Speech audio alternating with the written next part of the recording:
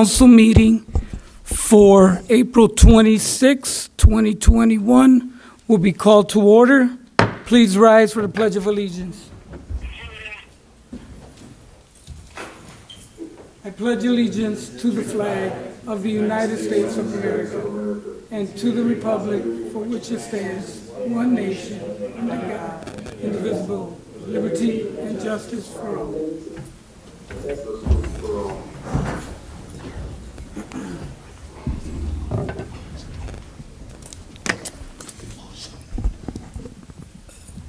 Do we have a minister in the audience?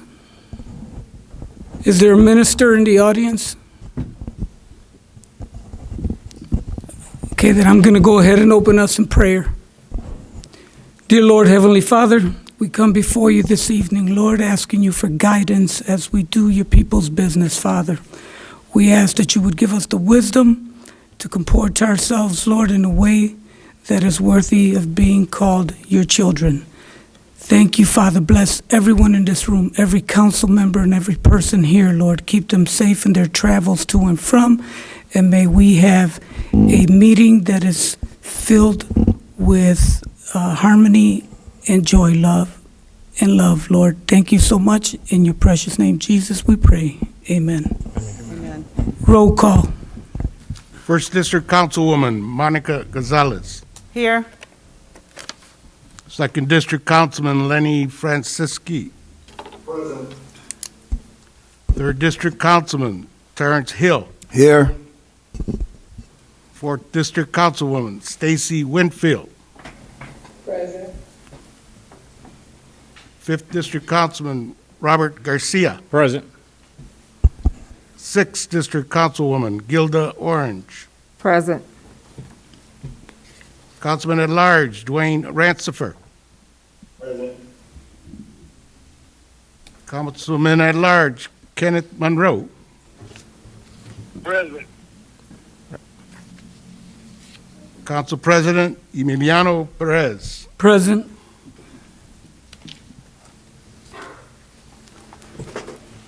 Now we'll begin the first portion of public hearing. We will open our public hearing on ordinance 21-0019, sponsored Mayor Anthony Copeland.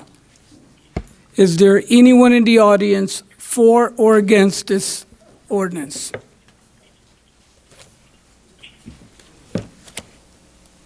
Hearing none, we will close the public hearing portion on ordinance 21-0019. Now, ordinance 21-0020 will be heard on public hearing. Sponsor, Mayor Anthony Copeland. Anyone for or against in the audience tonight? Hearing none, we will close public hearing on ordinance 21-0020. Ordinance 21-0021 being heard on public hearing. Sponsor, Mayor Anthony Copeland. Anyone for or against ordinance 21-0021? Hearing none, we will close the public hearing portion of ordinance 21-0021 and we'll resume to ordinance 21-0022, sponsor Mayor Anthony Copeland. Anyone for or against ordinance 21-0022? Hearing none, we will close the public hearing portion on ordinance 21-022. Now, ordinance 21-0023 will be heard on public hearing. Sponsor Mayor Anthony Copeland. Anyone in the audience for or against ordinance 21-0023? Hearing none, we will close ordinance 21-0023 on public hearing and go to ordinance 21-0024. Sponsor Mayor Anthony Copeland. Anyone for or against in the audience? Hearing none, we will close ordinance 21-0024, and that concludes our public hearing portion for this evening. Thank you. Minutes. We have none at this time, Mr. President. Communications from the mayor? We have none Have at this none. time, Mr. President. Communication from department heads?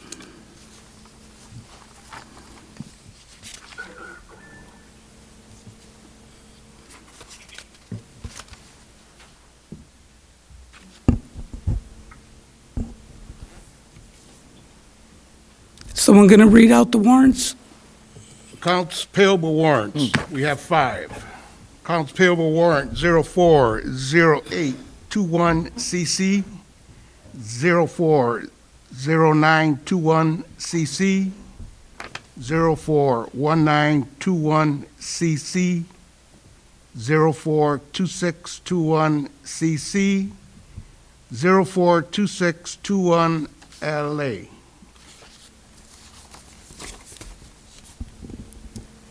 So move, Mr. President. Motion has been made by Councilman Franciski. Do I have a second? Second. Seconded by Councilman Hill for accounts payable warrants. Any questions on the motion? Roll call. Gonzalez, Yes. Franciski, Yes. Hill, Yes. Winfield, Yes. Garcia, No.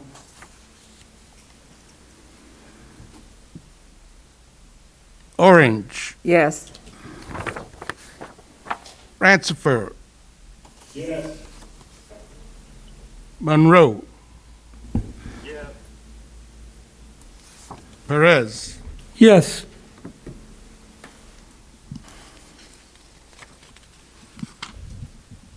payroll warrant miscellaneous 041621, 041621,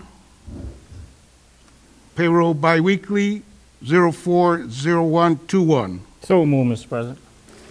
So moved by Councilman Garcia. Do I have a second? Councilman Monroe seconded. And Councilman Monroe seconds it.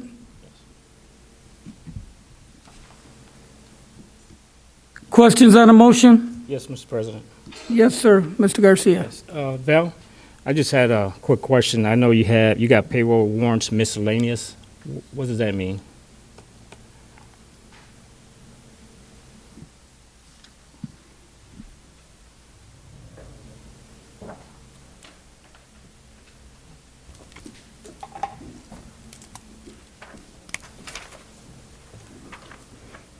So the short answer, Councilman Garcia, I'm not sure.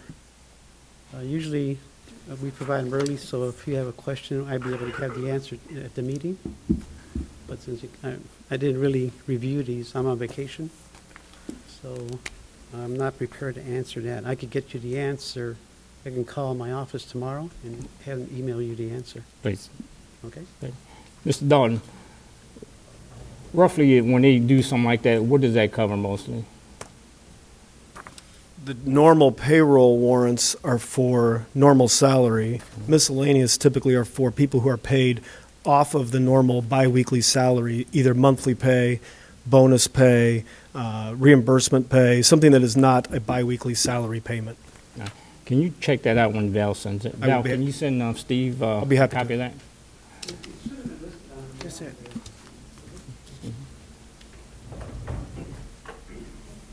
Any other questions on the motion?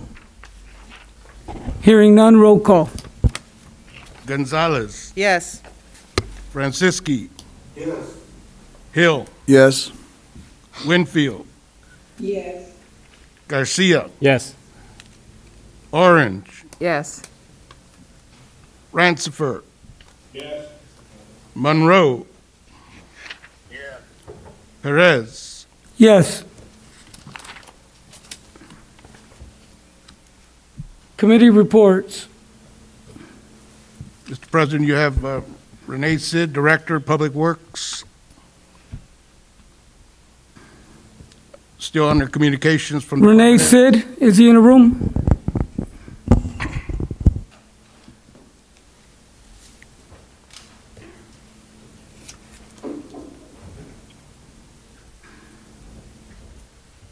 Renee Sid, Director of Public Works.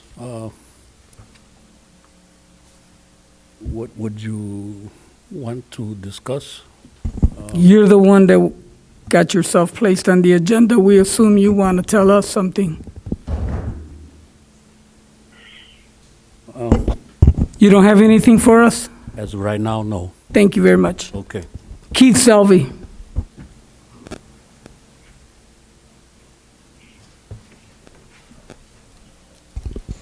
Good evening, Mr. President, council members. Keith Selvey, Director of Project Management. A couple of things I would like to bring to the council attention this evening. A couple quick updates on some of the actual projects that we're running. Block Stadium, Phase 5, we're currently about 55% complete as we speak. They're currently working on the masonry work on the home and visitor side, and we are on schedule for completion July 31st of this year. The next one is Guthrie Street project. We are approximately 85% done on this particular project. They're currently working on the curbs and sidewalks between Lincoln and 138th, as well as they're working on the subgrade between McKinley and Hawthorne. And currently, we are on schedule for completion July 31st. The next project I'd like to talk about is Hemlock and Ivy project. It is currently approximately 70% complete. We have crews out currently working on manhole lining. However, we did discover a problem with the water line in 2 blocks. And depending on how quickly we can get additional appropriations, we're looking at maybe a 4 to 6 week delay. We will have our recommendations for the solution to the problem going before the Board of Public Works on next Wednesday. And it was unfortunate that we didn't make the cutoff for this particular meeting to add that. The new completion date for that particular project is going to be approximately June 30th. Also, I was looking at the agenda tonight, and I had a couple of questions, if I may, Mr. President. April 19th, I appeared before this board with ordinance 21-26, and I did not see that on the agenda tonight. And the question I had was, is that my understanding that I would have to wait for additional 2 weeks for this particular ordinance to be heard?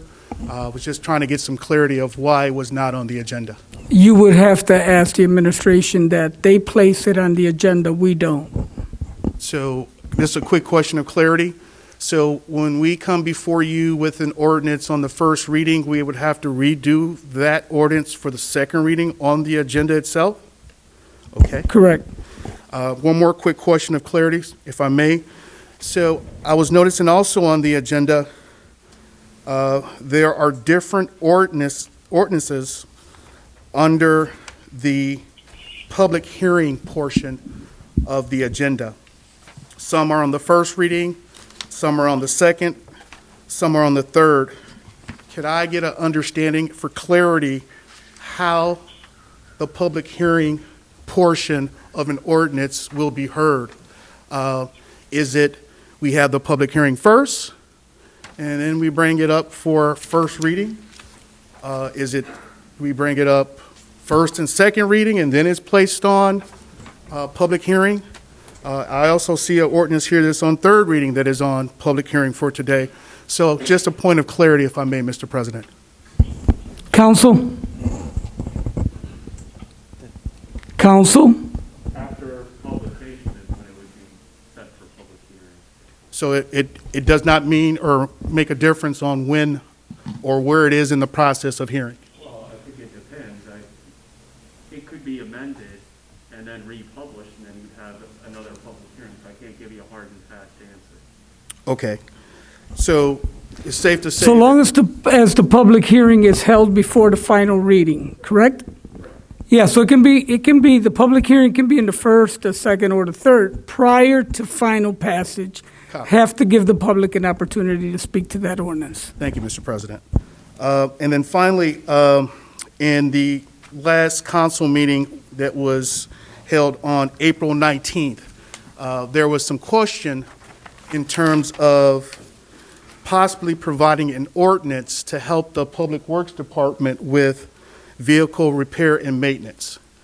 I just want to revisit that because I'm not quite understanding. And the reason I say I don't understand is that in the last meeting it was brought up that we, or the Public Works Director, could actually put an ordinance before you for a dollar value that is not earmarked for anything specific, but will be used in case of maintenance and repair when needed. The only question I have is that this year in ordinance 21-001, a line item for this particular service was zeroed out. So the question I have is, can we do it now? Or should we even not waste our time? Because it was zeroed out in the first ordinance of the year. You may be talking about, I know that they're trying to pass a maintenance program for the vehicles. Is that what you're talking about, the repair for the vehicles? No, sir, Mr. President. Basically, in the budget for 2021, there was a line item in the sanitary portion of the Public Works Department that basically was a pool of money, which was $400,000, and I have copies of it if you guys like. Was it categorized under contractual services? That's correct. Okay, so it was zeroed out, and yes, you would have to do any ordinance to move forward and be specific as to where the money's going. That's been this council's position. So when you say specific, the line item was not specific enough? I guess I'm just trying to... Correct. Your line item at the time that your budget was turned in was not specific. Okay, okay, And your time is up, sir. Thank you. okay. President? Yes, sir. I had a couple questions that Go ahead, Councilman Garcia. you said Block Stadium was 50% done? Approximately 55%. 55, okay. How many years has it been going since it's been, 3-4 years probably? correct? About 4 years. Can you give this council the total cost so far of that Block Stadium project? I won't have specifics as of to date. Correct. What I can tell you is once this project is complete, it will be close to $8 million project to be completed. Do you know what was it projected out to be in the beginning? I'm sorry, Mr. Do you know what the projection was at the beginning? We've had different phases, and depending on the funding source, depending on the funding source, I mean, we had all 5 phases initially. However, because we did not have the funding, that's why we took it into phases. So initially, it was always going to be a 5-phase project. However, 4 years ago, we did not have the money per se to do all of the phases at once. So that's why we broke it up into different phases. All right, you said Hemlock and Ivy 70% done. How is that 70% done when Hemlock hasn't been paved and Ivy haven't been dug up yet? Well, Ivy has been completed. Hemlock, there are 2 blocks that have been completed on the storm and sanitary side, where we're talking about the water portion. So they discovered a problem with the water line in those 2 blocks. So that was not part of their initial scope, but they discovered it. But since we have it open, we thought that we should go ahead and fix it prior to closing it up. Ivy haven't been repaid yet. Yes, the very first block of Ivy, 3600 block, correct, it has been. But it's supposed to be all the way through. No, sir. That's what was explained to me by the engineering department. No, not in this particular project. It was 1 block of Ivy and then 2 blocks of Hemlock, sir. Maybe that's a different project then. Possibly. Okay. That's all I got, Mr. President. Oh, one more thing, Mr. President. Steve, how much money does the administration have for maintenance in the budget? I don't know the answer to that question, Councilman. I would have to look at every fund and every department to give you a maintenance total. But they do have money. They do. I would say that if the maintenance was put in a maintenance line, they have maintenance. If the maintenance was put in a contractual services line, they do not have maintenance. It depends on which line it was put into the budget. Thank you. If I can answer that question. Your time is up, sir. Your time is up, sir, Mr. was Selvey. in Thank you very much, contracts. Mr. Selvey. Please don't do this or I'll X you out from other meetings. Don't do that. Question for Mr. Selvey. There's a question for you, Mr. Selvey, from Councilwoman Winfield. Winfield. Good afternoon. Good afternoon. The question I have is that you all have a paving project that's going on in East Calumet, and I'm aware that it's not Public Works. Which department do I direct the residents to? I had 2 residents. One called me this evening about damage to their property. I just want to direct them in the right direction. I'm not sure of a paving. I know that in East and West Calumet, we currently have a lead line replacement project that's going on. I'm not sure if that's specifically what you're referring to. This was actually April 13th. The gentleman made a police report. Public Works came out and said they were not doing the project. Someone else was doing the project. So are you familiar with that? I am not. If you want to talk offline and give me a specific address, I can check into it for you. Thank you so much. Thank you. Anyone else for Mr. Selvey before he leaves the podium? Thank you, Mr. Selvey. Yes, Councilman Hill. Okay, this answer is for Councilman Winfield. And you said the East Calumet, I know they did some work, and it was the same company that's doing those little water projects. They had a water project on Private Street, so they repaired that. It's R&D. So they had a water problem on Private Street by my house, and they dug it up and they repaved it. So if that's what you talk about, East Calumet, that's R&D construction. Okay, thank you, Mr. Councilman Hill. It was actually in the 4th District area, but thank you so much for that information. Oh, no problem. Okay, committee reports. No committee reports, board reports. No board reports, ordinances on first reading. First ordinance on first reading. Ordinance 21-0028, sponsor Mayor Anthony Copeland. So move on first reading, Mr. President. So moved by Councilman Garcia to hear ordinance 21-0028 on first reading. I got a second? Second. Second by Councilwoman Gonzalez. Any questions on the motion? Hearing none, roll call. Gonzalez. Yes. Franciski. Yes. Hill. Yes. Winfield.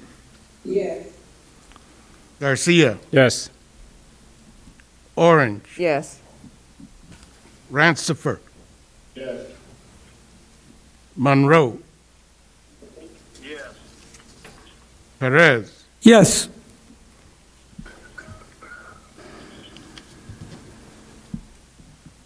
Next ordinance, ordinance 21-0029, sponsor Councilwoman Gilda Orange. So moved on first and second reading. Second, Mr. President. Moved by Councilwoman Orange and seconded by Councilman Garcia. Any questions on the motion? Councilwoman Orange. The city planner is here. He can explain. Mr. Morsro, City Planner, I'm sorry. Thank you, Councilwoman. Thank you. Can you hear me? Okay. Yes, So, can you state your name, please, for the My name record? is Doug Powers. I'm the city planner. So this vacation request is along what we refer to as 3401-06 Watling. Can be found between the blocks of Michigan Avenue, Watling, Guthrie, and Grand Boulevard. So this is a property that's just north of vacation request you heard last year for the Manhattan Mechanical, and south of the fire station. So what we're trying to do is petition for this vacation request, so there is no hindrance in any or delay in any process for any proposed development that may occur in the future. Any questions for Mr. Powers? Hearing none, thank you, Mr. Powers. Roll call. Gonzalez. Yes. Franciski. Yes. Hill. Yes. Winfield, Yes. Garcia, Yes. Orange, Yes. Rancifer, Yes. Monroe, Yes. Perez. Yes. Mr. President, motion to suspend the rules on ordinance 210029. Got a motion to suspend the rules on ordinance 21-0029. Do I hear a second? Mr. Monroe, Councilman Monroe, second it. Seconded by Councilman Monroe. Do you have him on speaker by any chance? Okay, because I didn't hear him. But, okay, Councilman Monroe gives the second. Any questions on that motion? Hearing none, roll call. Gonzalez, Yes. Franciski, Yes. Hill, Yes. Winfield, Yes. Garcia, Yes. Orange, Yes. Rancifer, Yes. Monroe, Yes. Perez. Yes. Mr. President, motion to hear it on third and final reading, ordinance 210029. Second. Motion made by Councilman Garcia, seconded by Councilwoman Orange to hear ordinance 21-0029 on third and final reading. Any questions on the motion? Hearing none, roll call. Second. Gonzalez, Yes. Franciski, Yes. Hill, Yes. Winfield, Yes. Garcia, Yes. Orange, Yes. Rancifer, Yes. Monroe, Yes. Perez. Yes.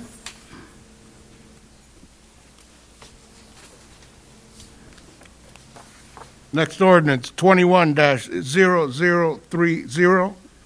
Sponsor Mayor Anthony Copeland. So we're on first reading, Mr. President. So moved by Councilman Garcia to hear ordinance 21-0030. Do I have a second? Second. Second by Councilwoman Gonzalez. Any questions on the motion? Yes, I could have redevelopment come up and explain it. Okay, Mr. Rivera.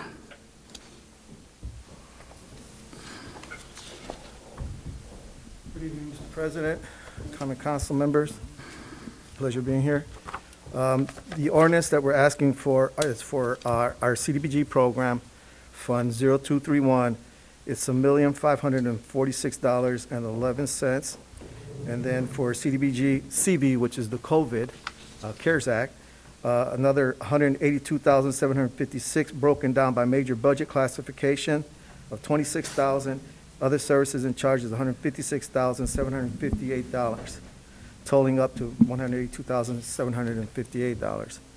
And then other services and charges, $386,731 under the home program, Fund 0297, and capital outlay $681,008, totaling to $1,067,739. Mr. President? Yes, Mr. Garcia. Thank you for the explanation. That past information I asked for, I still haven't got it. What's the status of the information I asked for? As I stated in the past, that particular information has not been communicated with me by my superiors.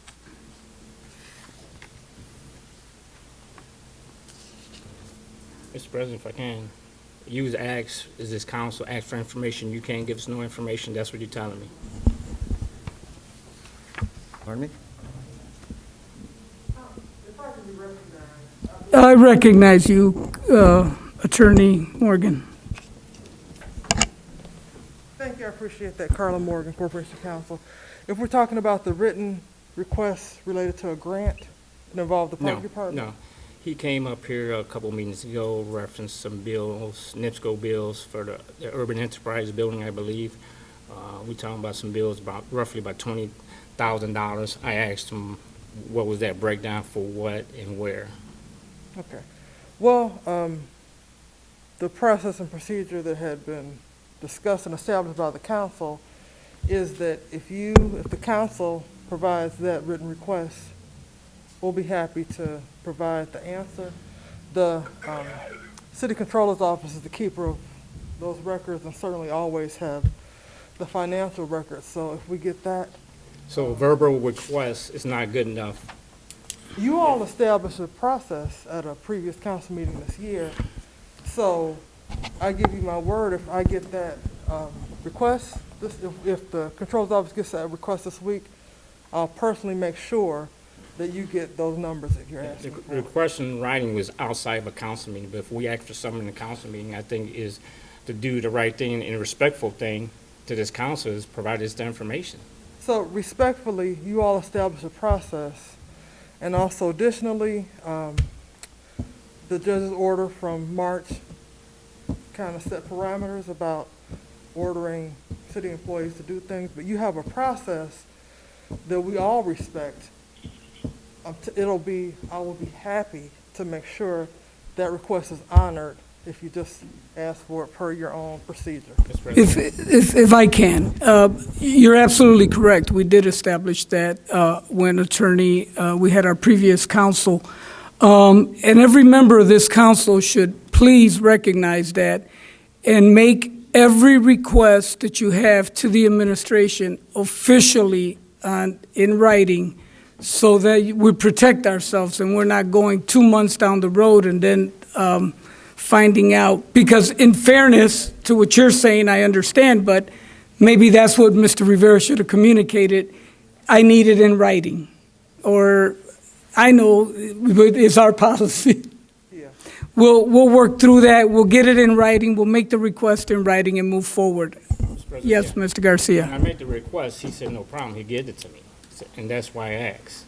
And if we ask for the information. We're not ordering nobody. We ask for the information. I think if we ask at a meeting, that information should be given to us. Under normal circumstances, I agree with you, Councilman Garcia, but the situation being what it is, we have to try to do this in a manner where everybody is just we have to cover our bases when we make these requests, and we should do them in writing.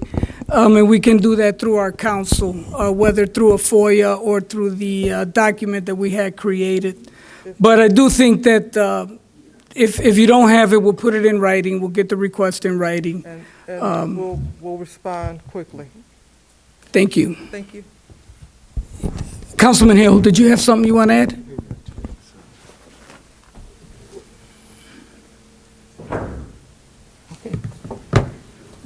Yep. Councilman Hill will be stepping away from the meeting. He has an emergency, so for the record. Anything else for Mr. Rivera? Nothing else? Thank you, Mr. Rivera. Thank you, Mr. President.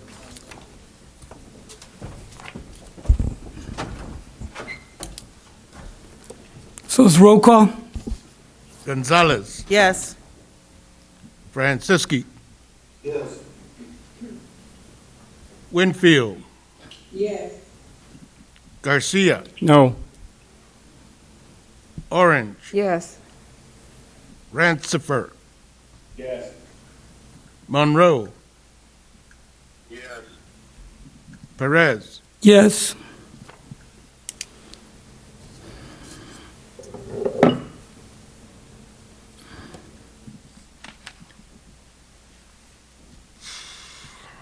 Ordinance 21-0031, sponsor, council members Monica Gonzalez, Robert Garcia, and Dwayne Rancifer. So move on first and second reading, Mr. President. We have a motion to be moved on first and second reading by Councilman Garcia. Do I have a second? Mr. Monroe. Second by Councilman Monroe. Questions on the motion? Councilwoman Orange. So I'm looking at this ordinance here, and the Finance Committee did not give a report on why you guys established this ordinance. And I know that we have a chance on first, second, and third reading to be able to go through it, but it would have been nice for the Finance Committee to come back and give a report, ask the other members of the council what their ideas was, And I know you guys got 5 votes, so, you know, you've told me that. And so I guess you figure you didn't have to talk to the rest of, but it would have been nice if you guys would have discussed this with the other council members. Yes, can I respond to that? Go ahead, Councilman Ransford.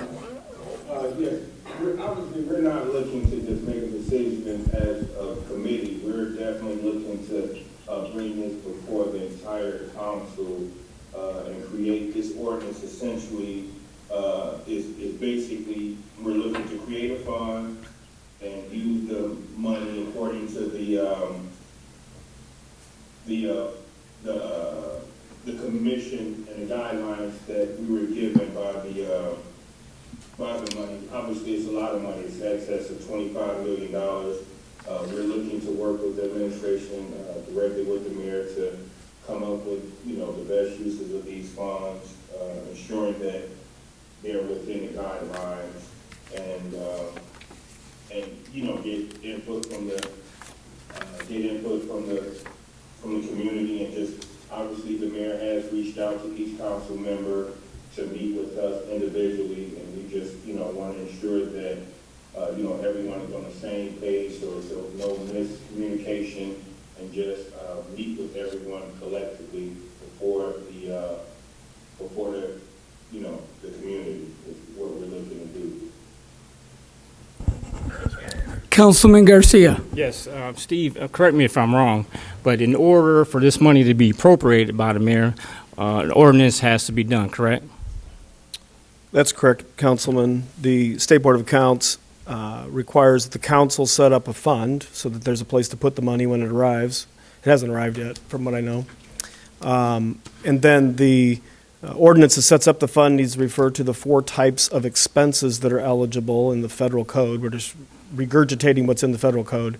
And then the ordinance also needs to refer to a plan. That's the least defined portion of the State Board of Accounts guidance. You could argue, probably all night if you wanted to, about who gets to write that plan. This ordinance proposed by the Finance Committee suggests that the council would like to work with the mayor to write that plan. So there's, we're following the guidelines from the federal government and the state on the 4 categories. We are, and we expect more guidance as the next 3 years go by. This money has to be spent by the end of 2024. And just to note, let everybody know, the only appropriations comes from the mayor. It doesn't come from the council. So anything that will come down for money being spent on any projects, appropriation will come from the mayor. We're not dictating how to get spent. We would like to work with them. We would like the Finance Committee to meet with them to iron out any or ideas. I would like to have a public meeting, inviting the public to come before the council and the mayor and have their suggestions, because that's a lot of money that's going to be poured into our community, and they should have a say-so and right to say where that money should go. So I believe there should be a public meeting that we should have on that. Any other? Yes, sir, Mr. Francisci. Yeah, you know, I'm all for, you know, making sure where the money's got to go all fairly, but I'm still, you know, I think we talked about this last time as far as the Finance Committee keeping the other ones out. You know, we already having fun with our administration getting stuff now. We're having fun with our own colleagues in our finance department getting things done. I just don't think it's fair, so I'm hoping that the Finance Committee could let everybody know before they come out and bring this out to the public. Thank you. Thank you, Mr. Francisci, and I'm sure the Finance Committee can hear the concern of their colleagues that they would like to have, a full council meeting to an executive session to go over that. Councilwoman Gonzalez. I just have to ask Steve a question. I know that I thought it was 33 million. It's 25. What's the? There's estimates, wide-ranging estimates. I've heard 33, and all of us have heard 33. And until we get it, I guess I'd rather shoot low and be ecstatic when it's more. Okay. How's that? That's okay. Thank you. Any other questions? Councilman Garcia. Yeah, I just want to piggyback what Councilman Francisci said. Yeah, the whole council will be involved because each district and each councilman at large need to have their input. But more importantly, we need our residents' input on this also. Any other questions on the motion? Hearing none, roll call. Gonzalez, Yes. Franciski, Yes. Winfield, Yes. Garcia, Yes. He was trying to get. Orange, No. Rancifer, Yes. Monroe. Perez, Yes.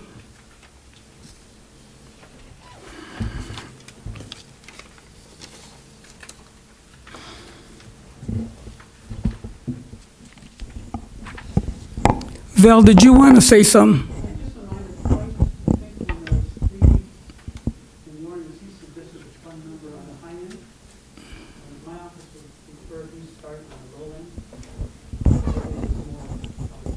That's a good point. There's a revision required for the fund number. That's not something that we need to do right here, right now. You two gentlemen can take care of that, and I'm sure Steve will accommodate. Thank you, Val, appreciate it. We can resume? we have three ordinances on second reading. Ordinance 21-0019, sponsor Mayor Anthony Copeland. So moved, Mr. President, on second and third reading. We have a motion made by Councilman Garcia for it to be heard on second and third. Do I have a second? I hear Kenny Monroe with a second. Excuse me, Councilman Monroe. Any questions on the motion? Hearing none, roll call. Yes, I'm sorry, Councilman Garcia, go ahead. The motion that we use the amended version for ordinance number 210019 is amended.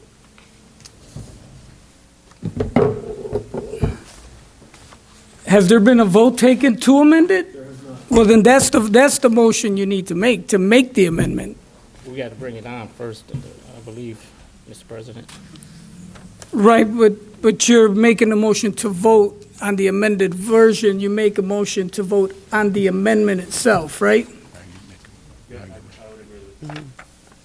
So there's a motion to add the amendment Yes. to this motion. Do I have a second? Second. So I have a second by Councilwoman Gonzalez to amend ordinance 21-0019. Any questions on the motion? Hearing none, roll call. Gonzalez, Yes. Franciski, Yes. Hill, Winfield, Yes. Garcia, Yes. Orange, Yes. Rancifer, Yes. Monroe. Perez, Yes. Now we'll entertain a motion to pass it on second and third reading as amended.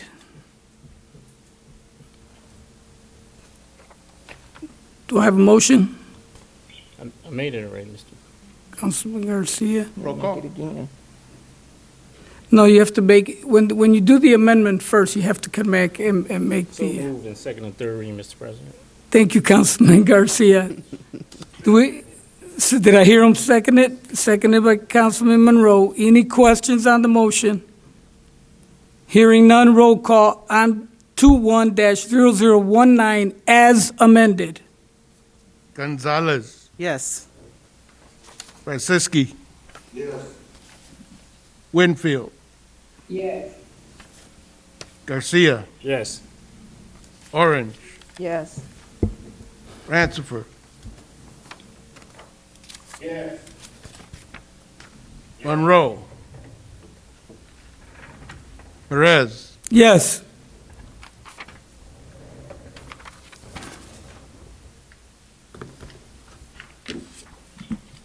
ordinance 21-0021, sponsor Mayor Anthony Copeland.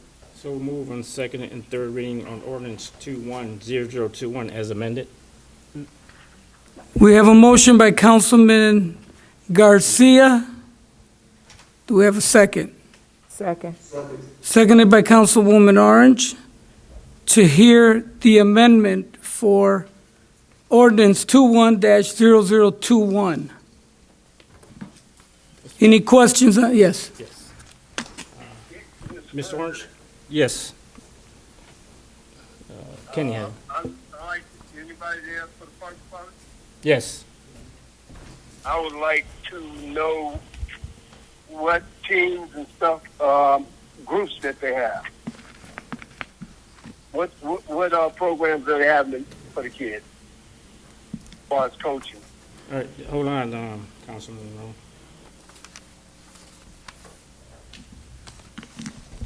Should we continue with the roll call first, or? No, I have it. Ready, you know I'm ready.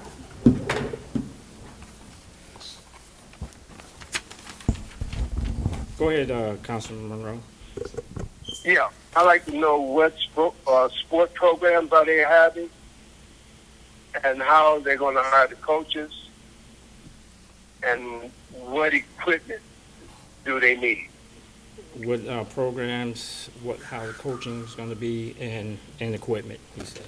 Okay, like I expressed, I think at our one of the meetings that you had, Councilman Garcia asked me. So I am actually working with coaches from the high school to see if they would like to come and participate and teach.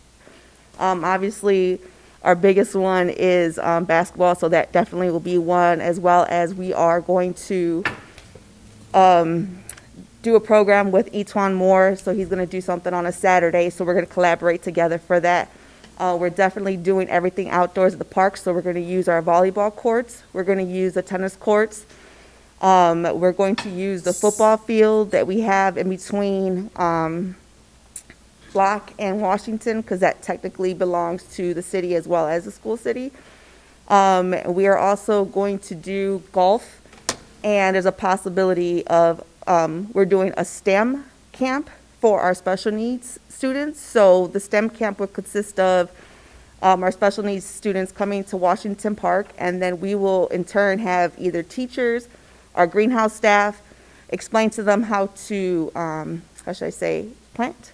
I know there was a program at the schools, and we want to introduce that to them again through Parks and Recreation, because the kids did like that. So I'm actually meeting with the coaches this week to see if they are interested in participating. I know some coaches might not. If they do not, then we'll try to go to a different sport. But again, we try to hit the sports that are mostly played here. Oh, and soccer, because we're now putting the soccer goal at Top Park in Markstown. So we want to make sure to incorporate that so we could hopefully get leagues in our city. And this is a way to do that. Did you hear that, Councilman Monroe? I also have baseball at Kenny Lofton, sorry. Baseball, softball, Kenny Lofton You field. just mentioned that too right now. Okay. So I'll ask her how many sports is that being involved? So it's going to be a total of 7 weeks, and it'll be between 6 and 8, because 1 week we're going to split it, where it could be tennis. You could pick from tennis and or golf. Did you get that? Yeah, and we need to put more focus on all the sports instead of just basketball. So the only one I Kids don't play basketball. So the only sport I do not have, and solely because of the contact, is wrestling. Because one, how can you really do that outdoors? And there's a lot of contact there. And the other one is swimming, because we do not have our pools open at this point in time. And we have Central High School pools are open, but we kind of didn't want to go inside the building. The point is to stay outdoors. And unfortunately, it's hard to do that. Did you get that, Councilman Monroe? No, tell her, will you repeat it to me? Well, there's going to be no swimming because the pools are closed. There'll be no wrestling because of close contact. Did I miss anything, Ms. Orange? No. So the goal is to always hit all sports, knowing my athletic background and working for the school city of East Chicago at one point in time. I understand the importance of having all 18 sports that you will eventually play at the high school represented in our city. Councilman Garcia. Yes. Did you say the pools are closed because of the contact? COVID. Okay. No. How they gonna play basketball, football, and all that? It's the same thing. So we will asked them to please wear their mask. That is what we have asked for them to do. And the reason why we're not doing any swimming is because of a recommendation from not only our health director in stating that if you're actually in the water, that mask that you have on is a possibility that you could get it wet. You really can't, there's no combating that. And we also cannot, the numbers of students that will actually be in the pool or people that will be in the pool, it's hard to have them spaced out. So for our programs, we're going to have 2 sessions, one of 40 in the morning and 40 in the afternoon session, which hopefully all coaches participate as well as their high school students. We have masks on and everyone could be socially distanced. That's the goal. Any other questions? No, I'm good. No, I did want to answer his equipment question. I didn't answer that. Yeah, she has one more answer for you, Councilman. So the equipment we already have purchased, some of it we have purchased and it's been stored. We also, in this appropriations, the equipment is also added on. So whatever we do not have, we'll hopefully be able to just fill that, with which is on the appropriations. Did you hear that? could you read? I need you to repeat that. I didn't hear that good. She has most of the equipment in-house already. She is getting some equipment through this appropriation. Okay, tell her fine. Anything I can do for her, I wouldn't mind. I think she heard you. All right, thank you. Councilman Garcia. Yes, I know you said reference the coaching last time, and my concern is I know East Chicago is an equal opportunity employer, reference with taxpayer money. As far as the coaching, is that going to be open to anybody that wants to apply?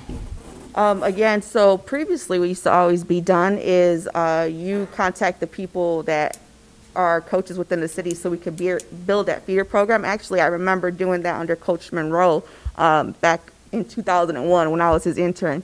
So I prefer to keep it where our coaches who are actually dealing with our students from elementary up, that's where we go first. If they do not want to, and if we have space, I will definitely open up to East Chicago people who I do know that participate. Yes, Kenny. Answer, is there opening for volunteer coaches? Is there opening for volunteering coaches? So at this point, I don't know if we're able to do that. I know our volunteer system our volunteers have not been allowed, because in our greenhouse, people have asked, but because of COVID, we have canceled our volunteers. If I'm allowed to, per our director, or Ms. Burns, if she allows me to, it's a possibility. If not, I honestly would have to ask the coaches, because if they're the ones running it and it's their program, I don't want someone coming, doing their own agenda when the coach is actually doing their agenda. Thank you, Ms. Orange. Nope. Hernandez Orange, no problem. Thank you, Ms. Orange. Thank you, Ms. Orange. And my next question, since we're having the pools are closed now, what maintenance do you got planned for them this year? Because, I think this is the perfect time to work on them. So I might come before the council to ask for money to actually have things replaced. I do have a list ready, but the amount for the filters that we want to replace, I know there's cracks at the bottom of the pool.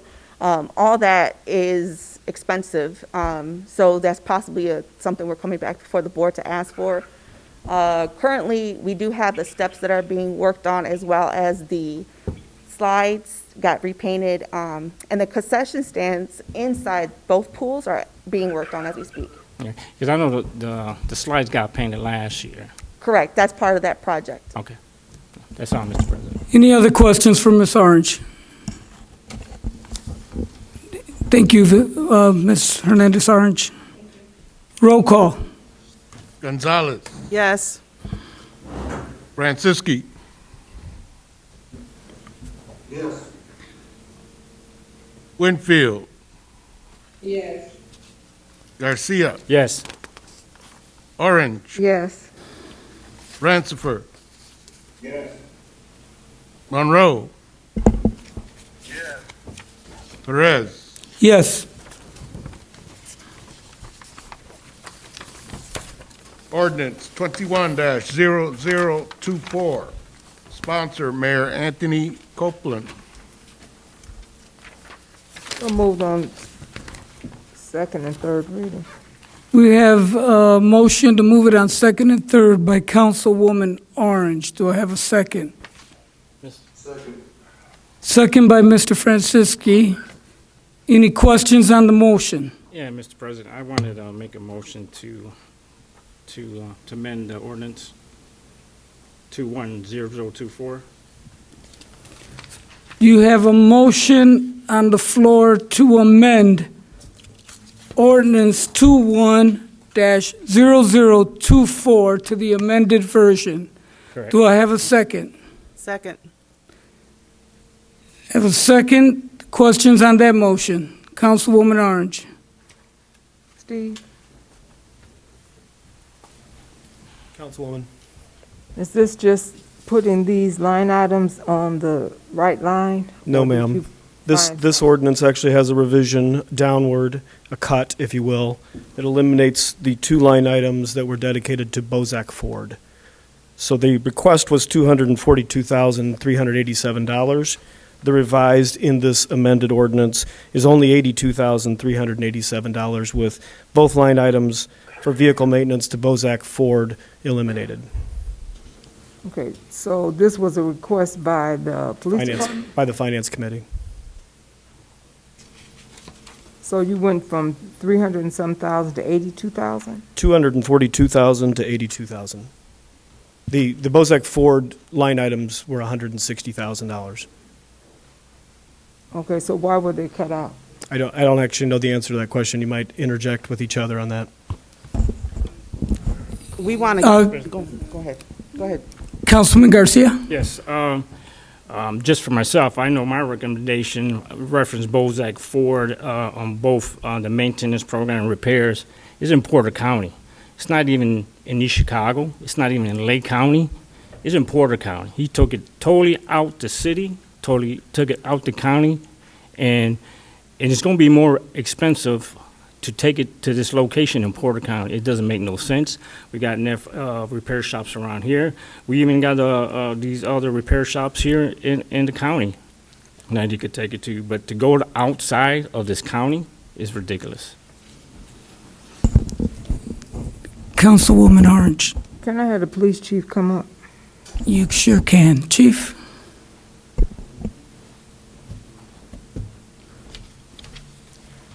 Good evening, Council. Chief Hector Rosario. So is there any reason why you took them to Bozak? Is that where you guys got the cars from? No, we actually purchased the vehicles down even further, down in, right outside of Plainfield, Indiana, is where we purchased them from. They're the ones that had the lowest bid, so that's where we purchased them from. As far as I know, Bozak is where the cities, where they're taking their vehicles now for service. All the Fords are going that way.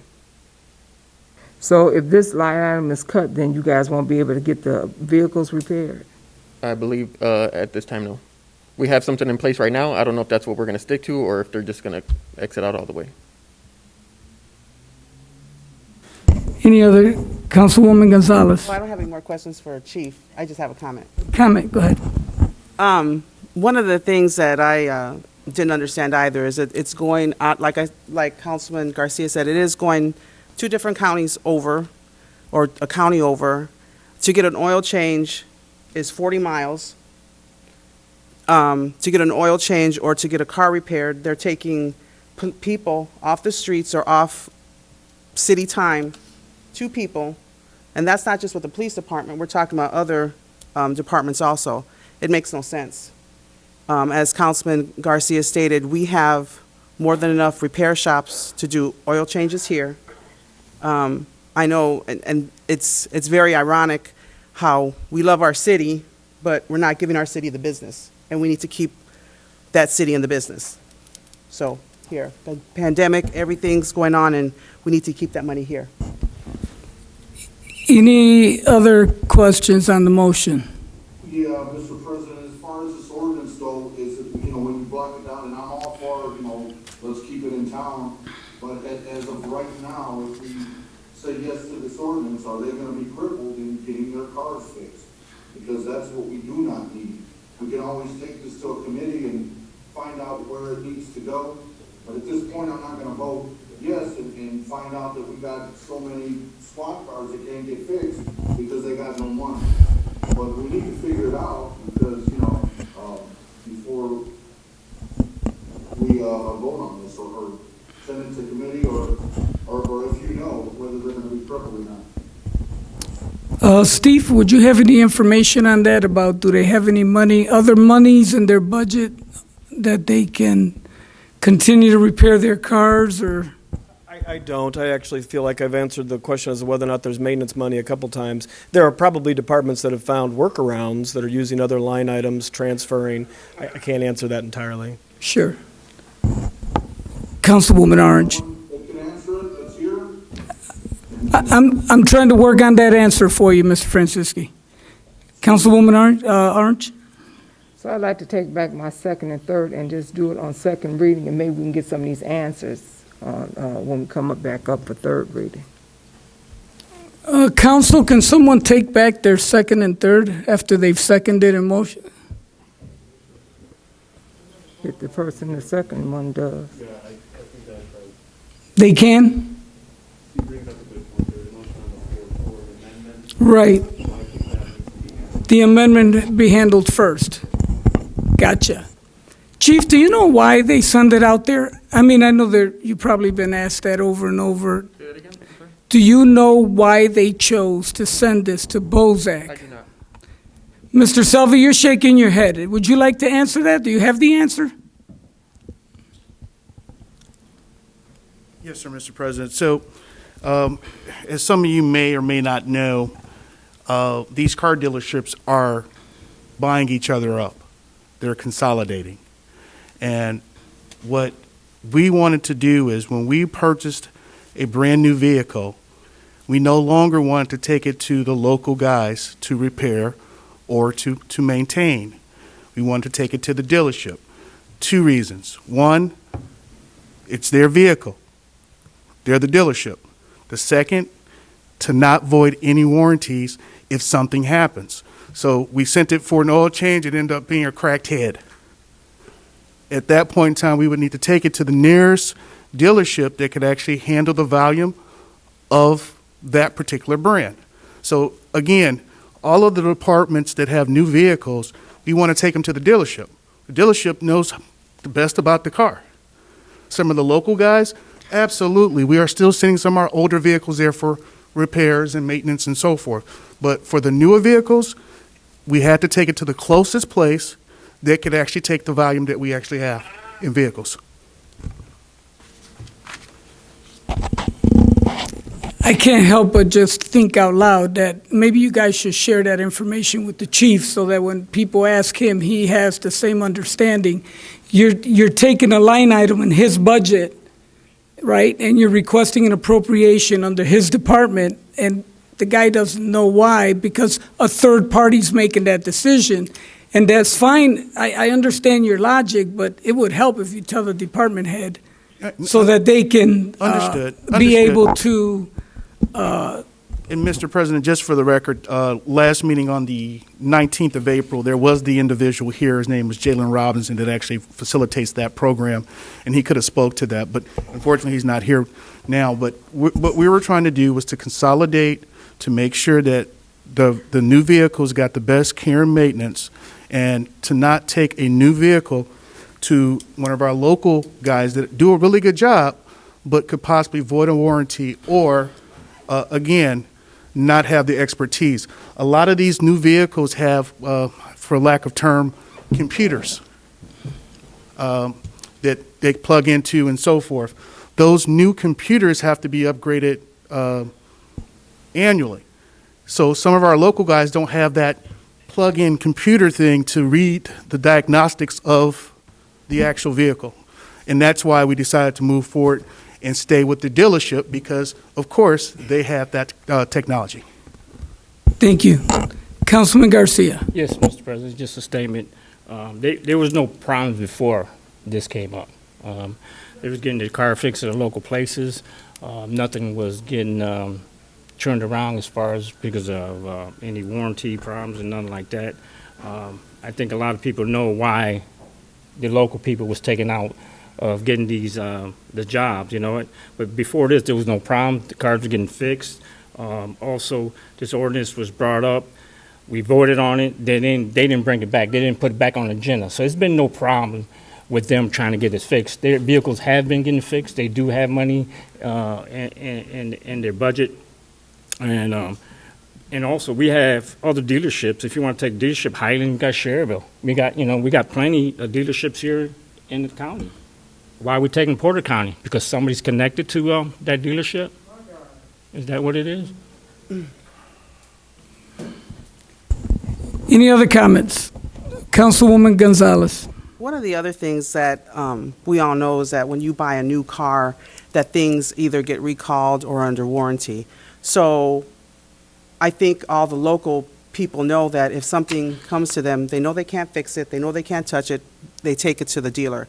And that's a process that's, I mean, I understand, and I know that we understand, so I'm not understanding this whole process. And I don't think that we should take the time to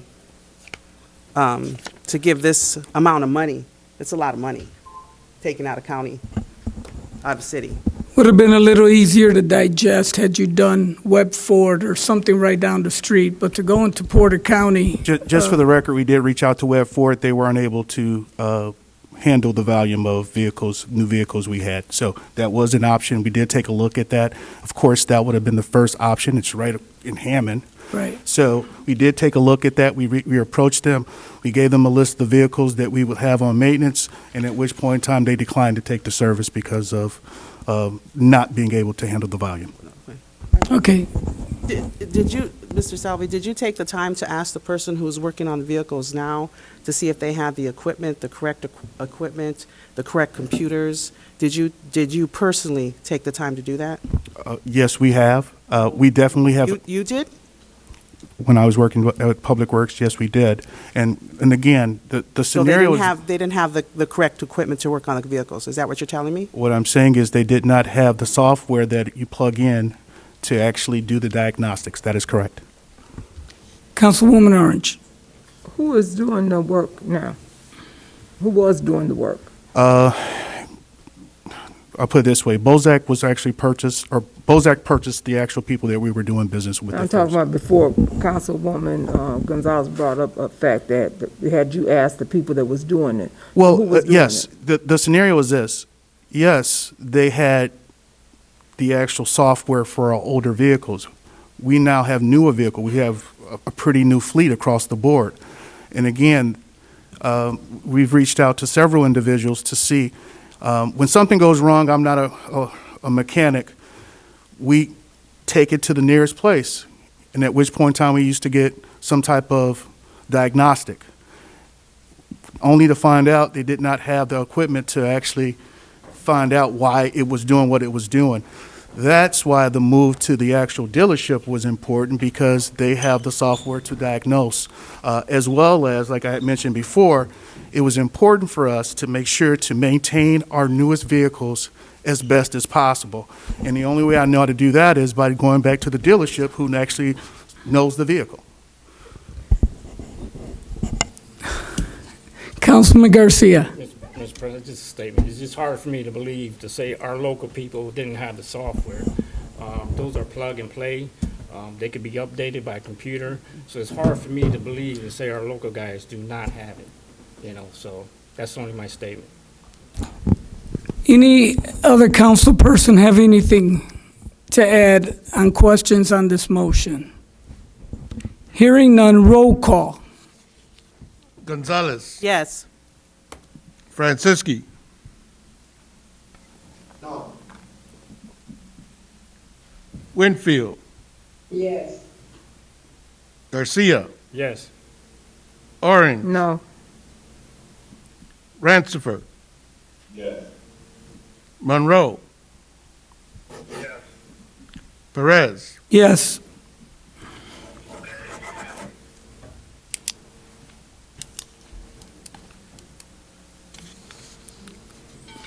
The amendment passes, Mr. President. The amendment's passed. So now I will entertain a motion to hear it. Ordinance 21-0024 as amended. So move, Mr. President. Second. Moved by Councilman Garcia. Do I have a second? Seconded by Councilman Monroe. Questions on the motion? Councilwoman Orange. Ms. Morgan.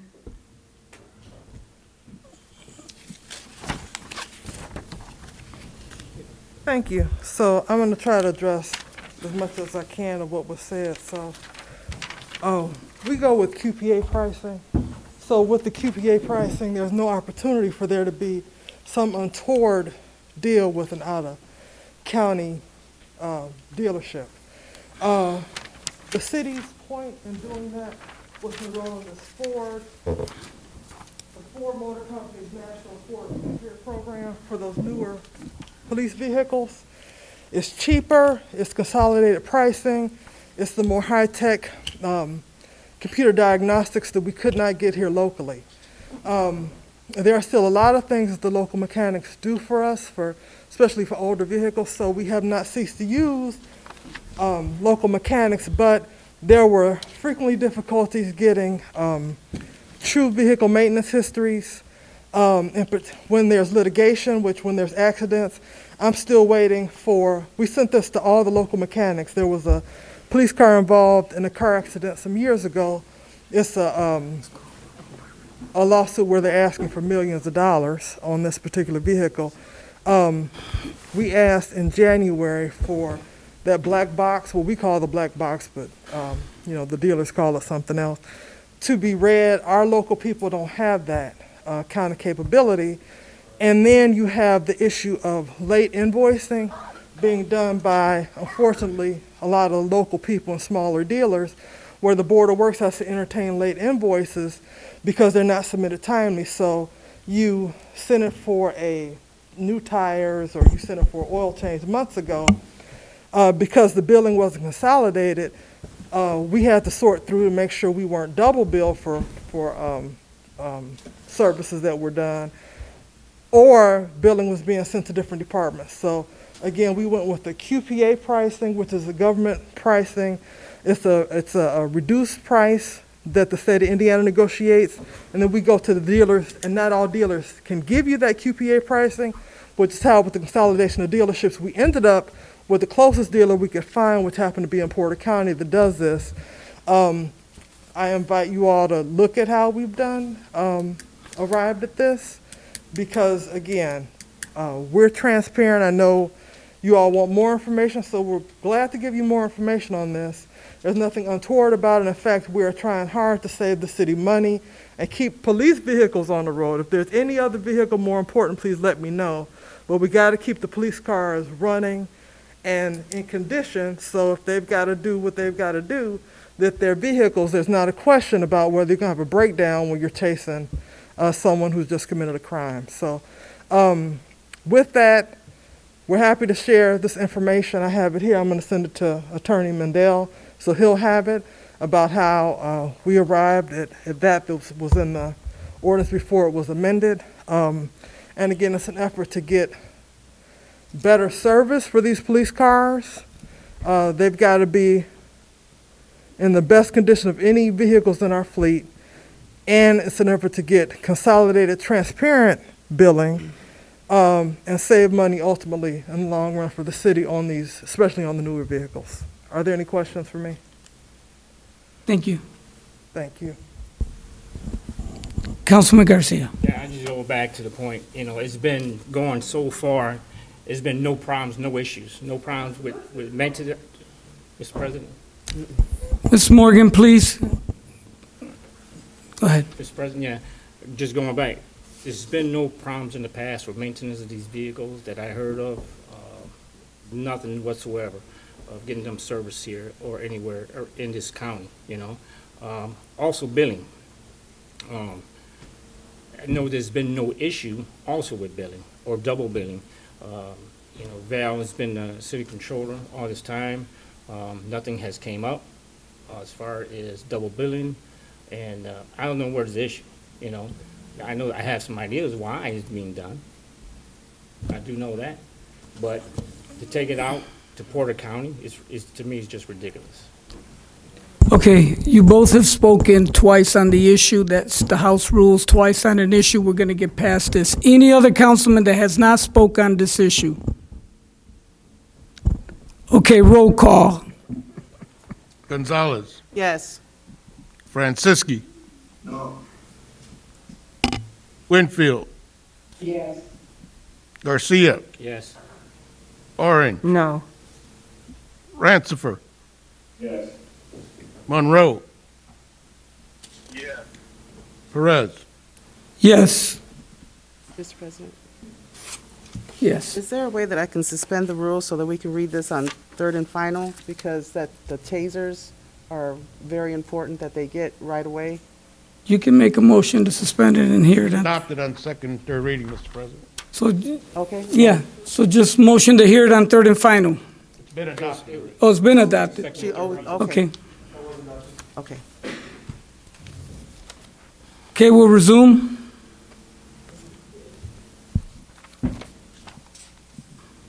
We have three ordinances on third reading.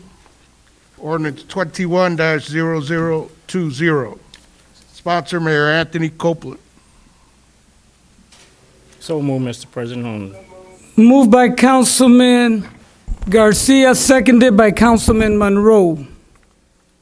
Ordinance 21-0020. Questions on the motion? Hearing none, roll call. Gonzalez, Yes. Franciski, Yes. Winfield, Yes. Garcia, yes. Orange, Yes. Rancifer, Yes. Monroe, Yes. Yes, he said. Perez. Yes.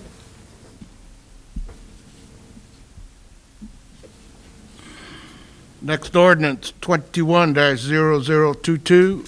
Sponsor, Mayor Anthony Copeland. So moved on third and final reading on ordinance 210022 as amended. Motion made by Councilman Garcia to hear the amended version of 21-0022. Do I have a second? Second. Seconded by Councilwoman Gonzalez. Questions on the motion? Hearing none, roll call. Gonzalez, Yes. Franciski, Yes. Winfield, Yes. Garcia, Yes. Orange, Yes.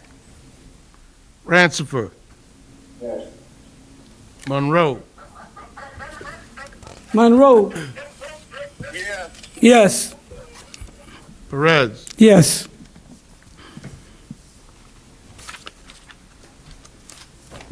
Ordinance 21-0023. Sponsor, Mayor Anthony Copeland. So move, Mr. President.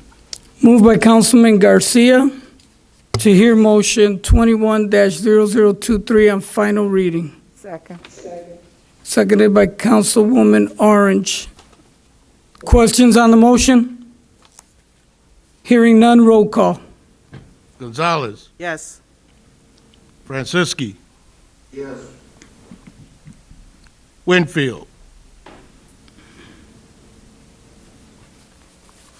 Yes. Garcia, Yes. Orange, Yes. Rancifer, Yes.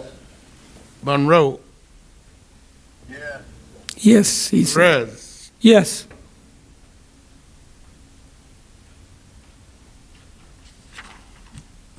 That concludes all your ordinances, Mr. President. Any resolutions? There are no resolutions. Old business? We have no old business.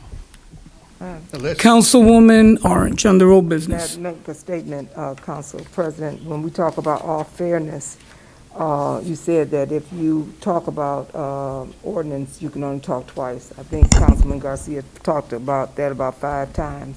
But when I raised my hand again, you said that I could only talk 2 times. So we're gonna keep it fair across the board. You can only talk 2 times. I'll only talk 2 times, and the next one only talk 2 times. You're absolutely correct, and I will make sure. I had to bring it back to order. It just kept going in circles, and I apologize that you were the one I stopped with, but My intent was not to stop you, it was to stop the continued back and forth. Questions on the motions should be just that. They really shouldn't be statements on the motions. They should be questions for clarification on the motion. And we're using them to make statements and get our points out. And I just think we should be careful of that, all of us. So that's what I'm trying to give some leeway, Ms. Orange. I really am. But at the same time, when it gets carried away, I have to step in at some point. I do apologize that it was with you. And I will be more cognizant of that in the future. Thank you.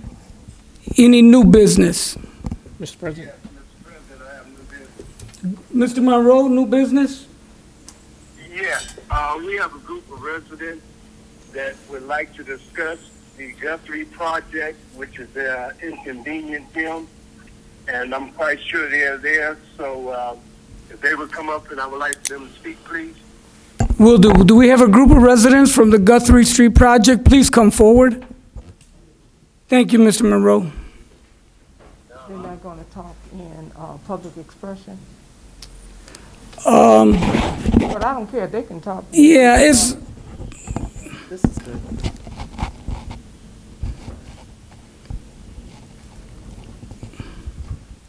Councils, would this be more appropriate under public expression versus new business? No, this is new business. Excuse me? I think so.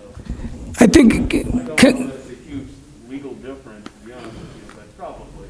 Okay, well, since we've got them up and there's not a big legal difference, we'll go ahead and hear them out.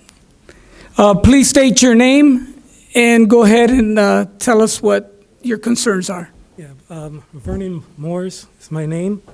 Hey, Vernon, you could probably take off your mask so we can hear you better. Can you hear me better now? Yeah. Yeah, Vernon Morris is my name. And your citizens and taxpayers are here tonight. We've assembled here tonight because of the great harm that has happened to us in our neighborhoods now on 37th and Catalpa. And I have here, we have a signed petition. I guess, I know I can't come up. Just give it to the clerk. Thank you very much.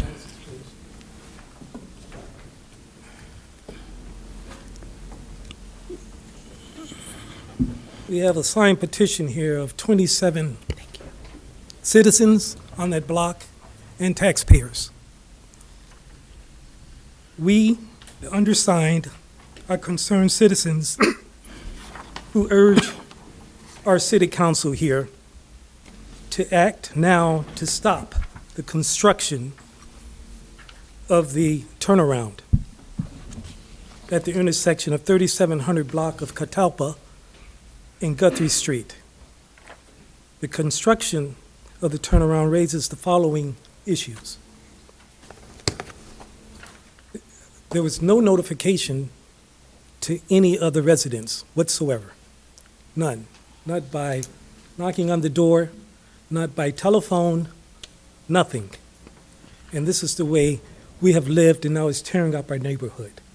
There's no way that we should have to go all the way down and turn around, and there's no parking.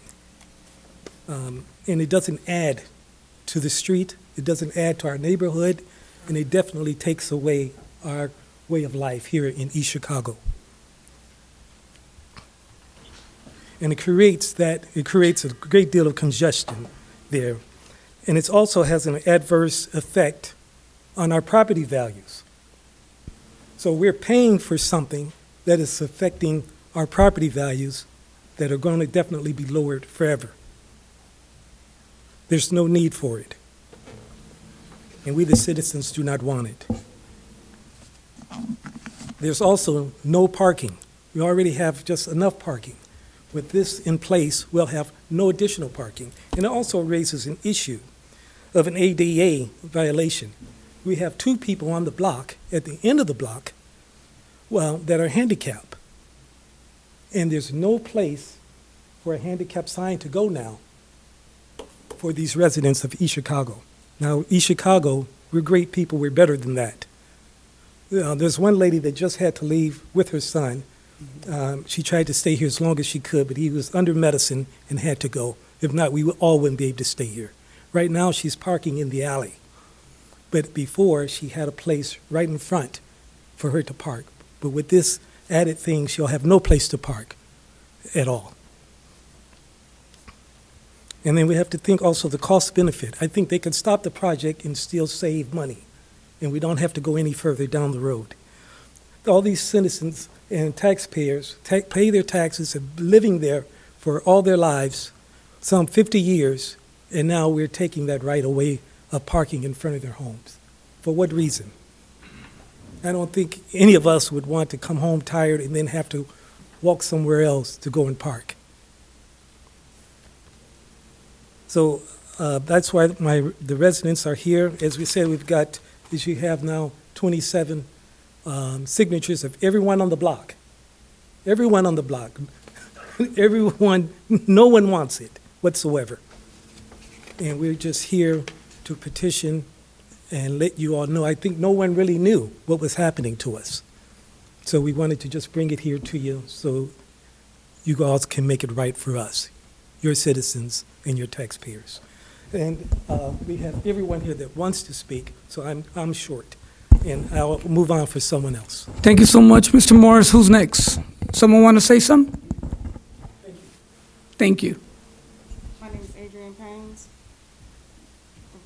Mr. Morris said that nobody wants to park down the block.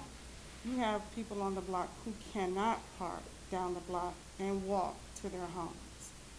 There are more than three handicapped people there, and they're being forced to either park across the street where it takes them a long time to walk to their home, and in the case of my mom, she can't do it. So that creates a big problem for me and her also. There's no way she can walk. The days that she goes to take her procedure, she is exhausted. And she does that 3 times a week. There is no way she's gonna park down the block and walk to her home. Specifically, right now we have a gravel road there so that she can get in, because I had to emphasize she can't walk. The people next door to her can't walk. I haven't seen that lady come out. It's another lady on the block can't walk. So it's not like it's an option that we're asking something that is, we don't like it.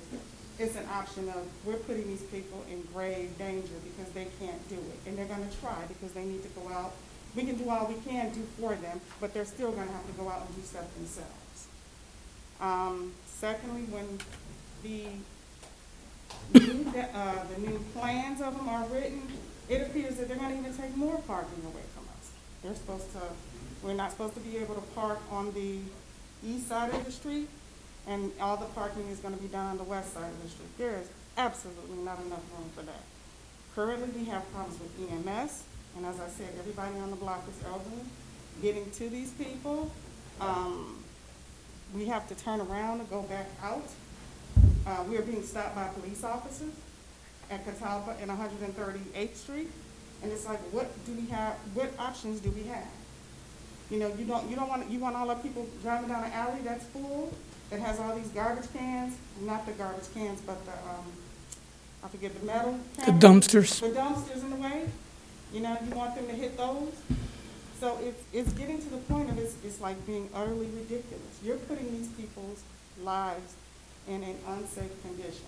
I am very concerned about my mom and then her neighbors. We all look out for each other on that block. But this is something that just absolutely doesn't make sense. Making a cul-de-sac at the end of the block for everybody to have to go turn around in doesn't make sense. It's an accident waiting to happen. That's all I have to say. Thank you.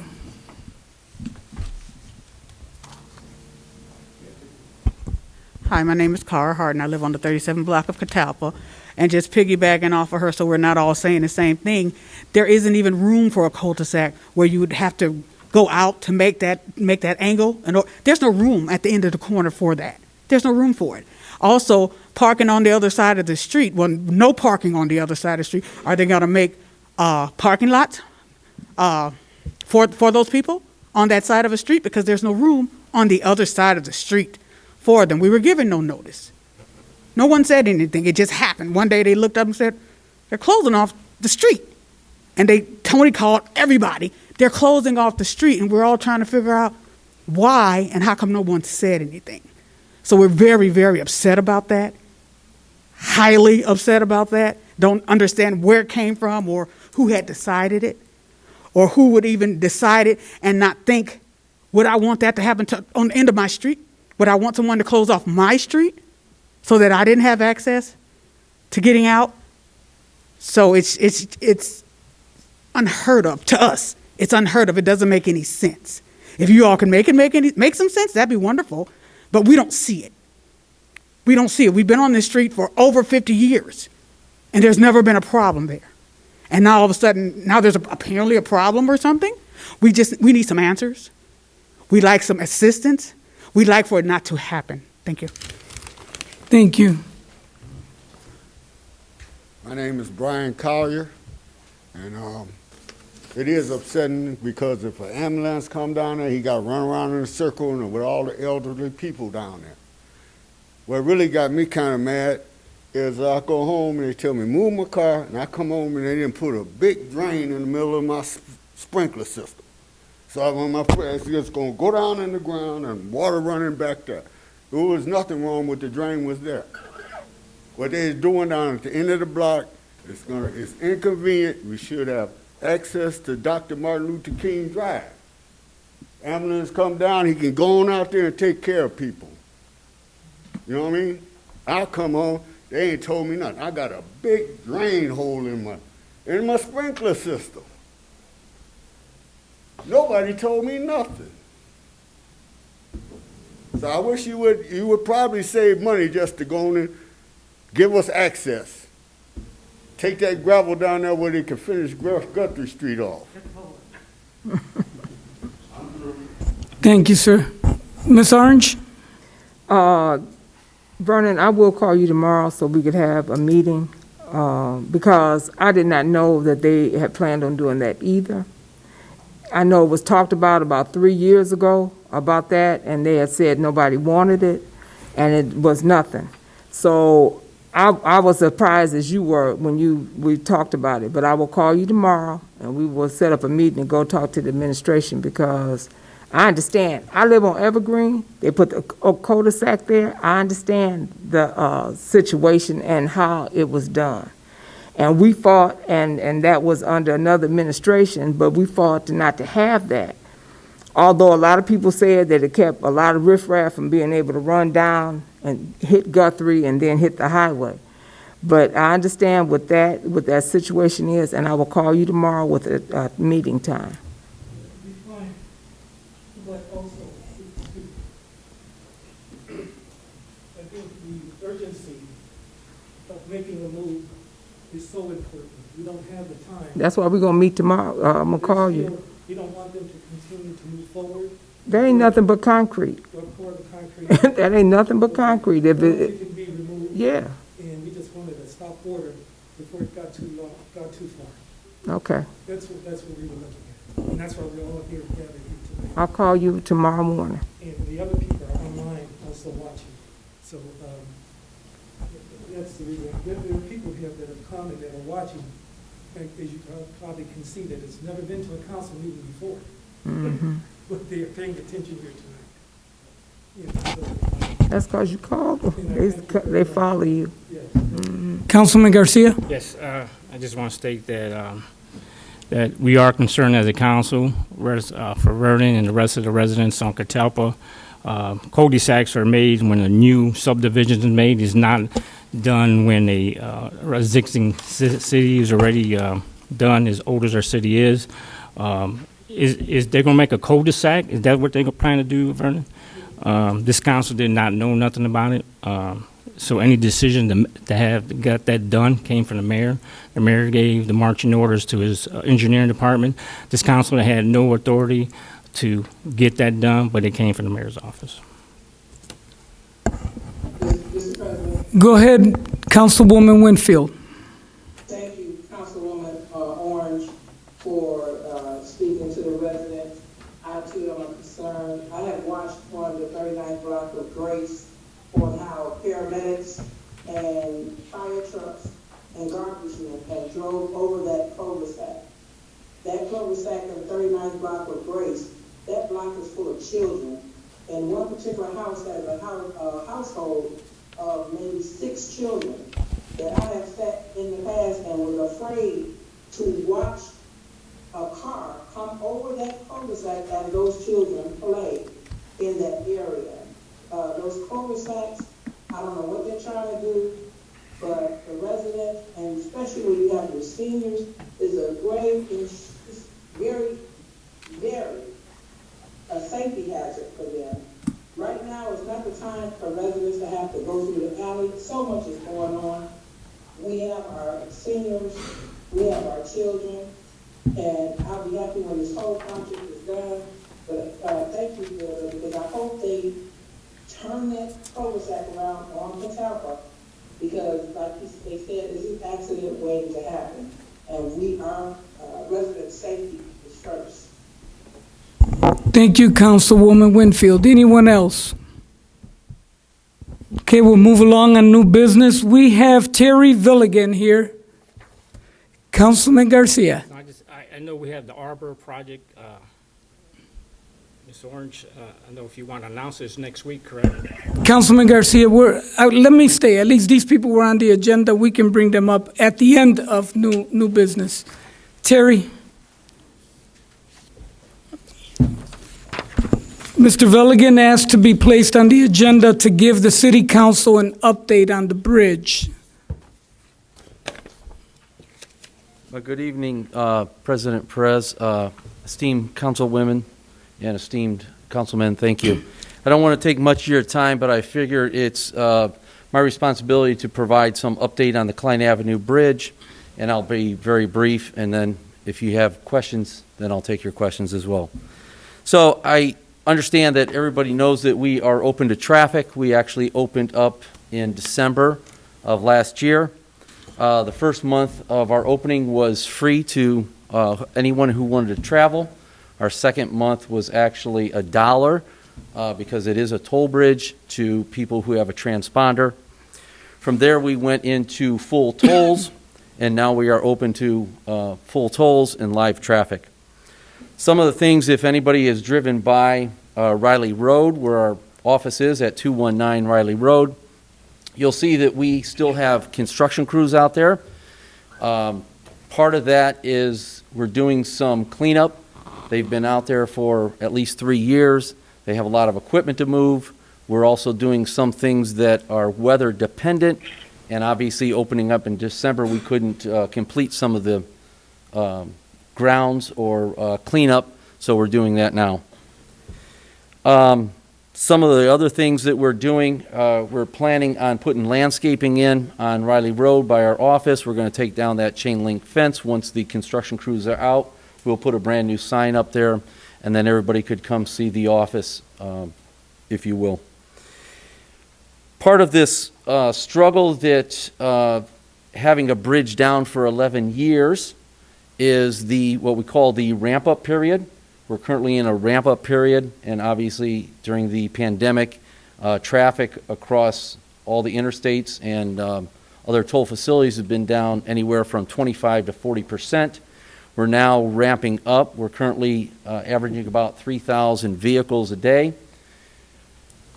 Good news is that our truck traffic has increased. We're currently at about 5% to 7% truck traffic getting in and out of Lake County, so that's good. As everybody has been driving around, you might be able to see a lot of our marketing efforts.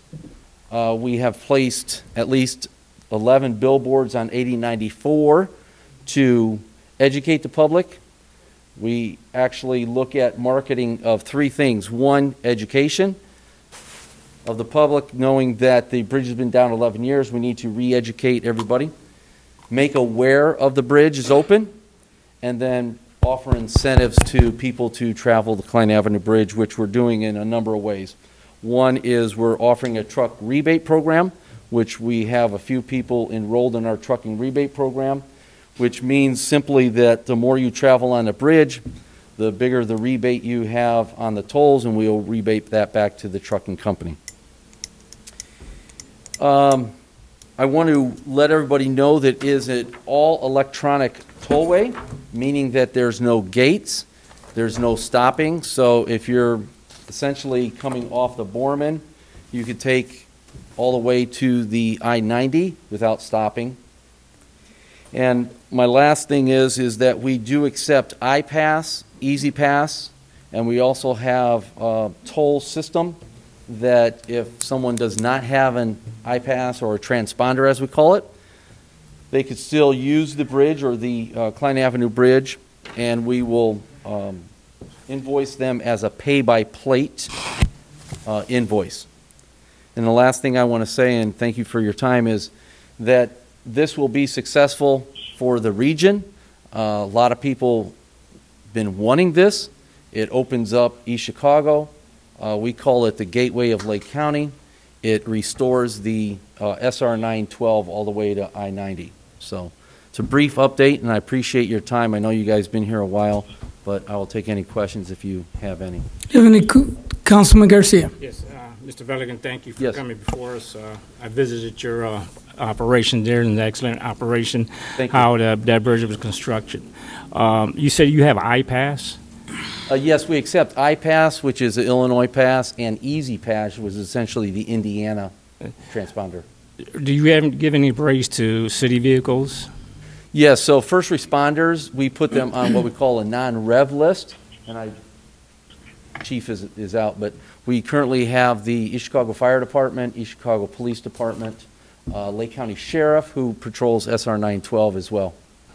Anything working with the school city of East Chicago, reference busing, you know, because we have a lot of train tracks, and sometimes it's easier for the bus just to come on over and avoid the tracks. Yes, we could, and that was one of the things that I mentioned before, is we do have a rebate program that we could talk to anybody that wants to join or enroll. So anybody that has questions about that, they can call me at the office, and I'd be glad to provide my number for your convenience. Any other questions for Mr. Veligan? Thank you, Terry. Appreciate you. Thank you.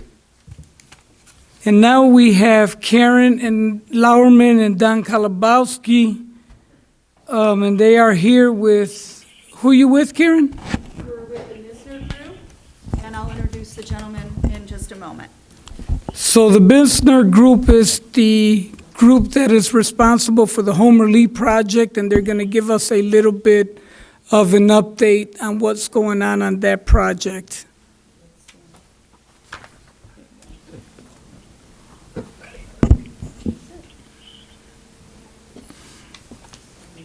Oh, we can sit here.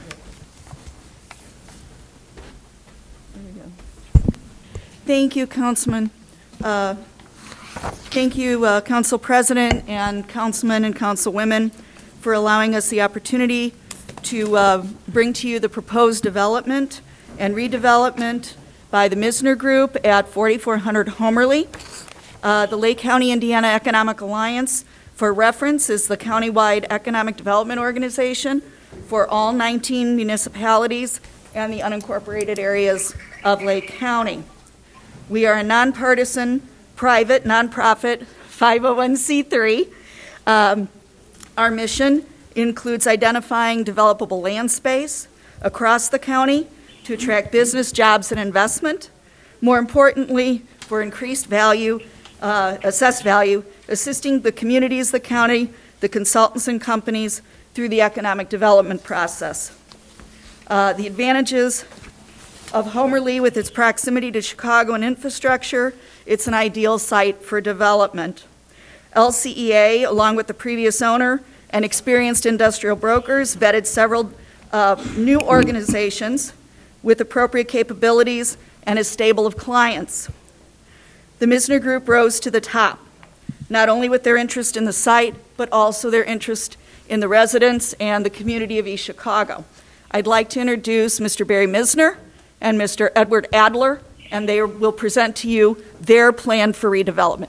Very short presentation, and then I'll close out and we'll answer questions. Thank you. Yep, just use the mouse and scroll down. Okay, perfect. Eddie, you can come up too. Thank you, Karen.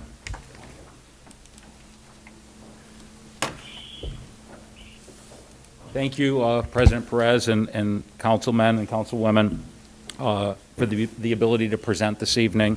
My name is Barry Misner. I'm a principal of the Misner Group. Let's see here. I'm not going to even deal with that. I thought I'd tell you a little bit about the Misner Group and our interest in Northwest Indiana in this site, and then I was going to turn it over to my colleague Ed Adler, who will go over the specifics of kind of the proposed development on the Homer Lee site. The Misner Group was founded in 1945 by my grandfather. We're a third-generation family-owned business that provides comprehensive and integrated real estate investment and development. We focus on office and industrial sector with an emphasis on infill industrial. Oh, I'll scroll it down for you. thank you very much. There we go. There we go. Lost it. That's all right. You keep talking. Well, on the presentation right there, you see kind of some representative, well, it doesn't matter. Representative looking buildings, if you scroll up right there, of some of the projects that we've recently completed in suburban Chicago. What is infill? Infill are sites in areas without extensive land availability, at locations usually close to urban centers. These are the areas that we really focus on, not sites way out in the exurbs of Indianapolis or of Joliet or something like that. We really focus on areas in infill. What does infill mean? Sites that probably might need rezoning, have environmental issues, maybe have unsuitable soils, demolitions of old facilities. These are things that we're very much used to and have torn down and redeveloped old facilities going back to 2003. Really when the early age of industrial and manufacturing buildings became obsolete for the kinds of current industrial users. We've been looking in Northwest Indiana for about 2 years for a site, and we were introduced to the Homer Lee site about 18 months ago. There we go. And after some starts and stops, we purchased the site in December of 2020. So we are fully committed to getting this proposed development off the ground. We feel that Northwest Indiana, and specifically East Chicago, is an extension of the Chicago industrial market, which is the third largest industrial market in the United States, a 1.6 billion square foot market. And East Chicago, and this particular site, is 30 minutes from downtown Chicago, which really puts it in kind of the first ring outside of the Chicago urban area, even though it's in Indiana. There's strong access to labor in this market. Tenants and investors are increasingly willing to consider Northwest Indiana for a new state-of-the-art building, which is something that's probably relatively new over the last few years. And obviously the business-friendly environment in Indiana is attractive to tenants. So without taking too much of your time, I thought we would scroll down. If you can scroll down to the site plan, I can have Ed Adler, my colleague, walk you through this development and how this specific site, how this specific development integrates with that site and how it will function as a multi-tenant speculative industrial building. Thank you. It really doesn't like me tonight.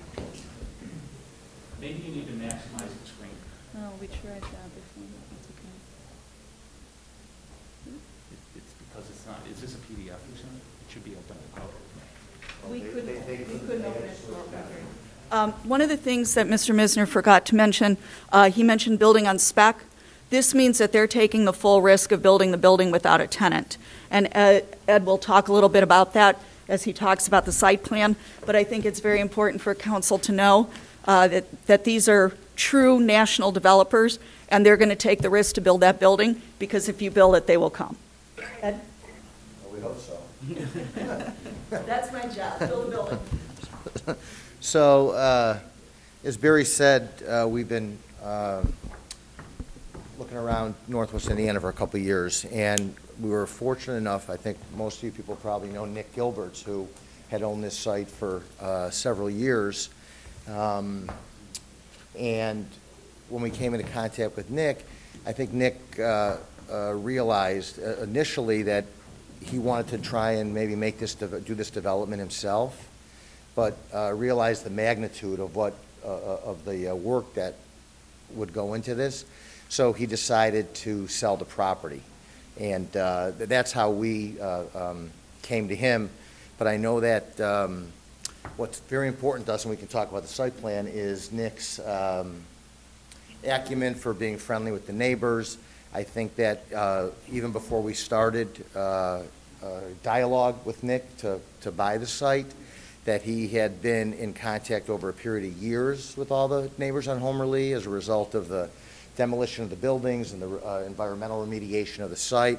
So I think that he was, he really laid a lot of good groundwork for us as it relates to the neighbors, because I could tell you with these infill developments, as Barry said, there are not a lot of them around. They're very unusual, and you bump up against a great deal of problem, much of which oftentimes are residents that are nearby a development like this. So I think that we felt very comfortable moving forward with Nick, knowing what he had done and actually the path, how he had done it. In any event, what we tried to do with the building was make it is, for lack of a better term, as friendly as possible. So what we did is we orientated the building. You can see on the Homer Lee side, that will be the side where all the offices are. So there will be no truck traffic coming in or out of Homer Lee. All the truck traffic will be coming in off of 145th Street. You can see we created an entrance for in and out. We engineered an entrance so the trucks can come in and out of 145th without ever going anywhere near the residences. And by doing that, we were also able to create some more green space, which will make it a more aesthetically pleasing development by putting some detention in some different areas on the site, where when we originally laid it out, there was one detention pond, so on and so forth. So what we tried to do is make it as friendly as possible for the neighbors. So only car traffic will be coming down Homer Lee, and that elevation of the building will also be aesthetically pleasing, architectural glass, some nice overhangs. It'll be a very handsome building. If you go to the rendering, if you put the rendering up, that actually gives a really good. We just got this very late today, but this really gives a really good orientation and a good kind of a feel for how it would look more real time than the site plan. So some parking, detention areas. You see your residences here. Nice traffic flow, and all your office entrances will be right on that elevation across the street from the residential. We targeted a building of this size for two reasons. One, because it's efficient. It efficiently sits on the site and offers enough car parking and truck docks for a state-of-the-art building of this size, without being overwhelming, okay? And we also decided on a building of this size because we've been tracking for several years the demand for users in this marketplace. And what we've been finding is that there are several companies, probably in the range of, let's say, 25,000 and up, 30,000 and up, more we consider a smaller industrial tenant. I mean, it's not a 500,000 square foot or a million square foot type of a user. And what we've tracked is there seems to be quite a bit of demand for that type of space, that size of space in this location with really no available supply. Okay, if you hired a real estate broker and you owned a plumbing supply company, and you said, Ed, I need 30,000 square feet and we want to be in Lake County or East Chicago, Indiana, I think they'd be hard pressed to find you any brand new state-of-the-art product. You'd be looking at second or third generation type buildings. So as Barry eloquently said before, what we determined is it's really just a step over the border and kind of an extension of the Chicago market. So we're seeing a lot of companies, not only in Northwest Indiana that are looking around for new state-of-the-art type space, but many, many companies coming out of Chicago, a lot in southern Cook County, where we don't need to go into the whole rigmarole of the problems with the state of Illinois and Cook County real estate taxes, so on and so forth. So we felt very comfortable about making this purchase. Obviously, we've made the investment. The sale was not contingent upon finding a tenant or getting a tenant or really anything other than knowing that we were met with a nice reception by East Chicago when I came in and originally met with the mayor and his staff in terms of what we wanted to try and accomplish. The zoning was in place, so there were things that it seemed to make a lot of sense. One of the other items that we like about this site, and we don't know yet, as Karen said, because it's a speculative development, so we don't have tenants lined up, but there is a railroad line. CSX railroad line is also right, comes in right here, and we've talked to the railroad, and right now that spur is not active, but it could be activated for the right user, and that's a little bit more of a process in terms of dealing with the railroad. They have pretty much a Bible, a list of questions that they need to know, and then they can determine how much it costs and so on and so forth. But the fact that we're able to cast a little bit of a wider net on our prospective tenancy is also very good, because we certainly feel that with this type of a building, the visibility of the building, that we'll be able to attract quite a few jobs, hopefully a lot of local jobs, and it just gives us a bigger opportunity to talk to more people. So I think I'm not. I think everyone. I'm not. Oh well, this is sort of the site now. You've driven by. I'm sure everyone's driven by there 1,000 times. So, but from an aerial view, you can see it's a fairly efficient site. Most sites that are truly efficient are really pure rectangles. It's close, so that's good. Obviously, the proximity to your expressways, to 90, 80, 94, very good. No problem, trucks coming in and out of there. As you know, that whole area, other than Homer Lee, a lot of that area is already industrial. Right around the corner where the FedEx is, and the Walmart, I think the truck lot back there as well, right off of the highway.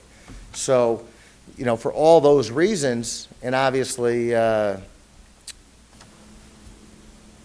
friendliness, if you will, of Indiana in general, is a really business-friendly state.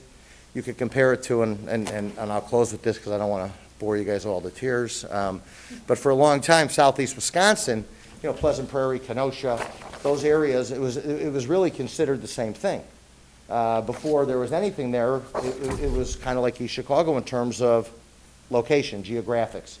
And what people found there is that just over the border, same thing, a business-friendly state, kind of an extension of the Chicago market. And what we're really starting to see now is now that southeast Wisconsin is very built out.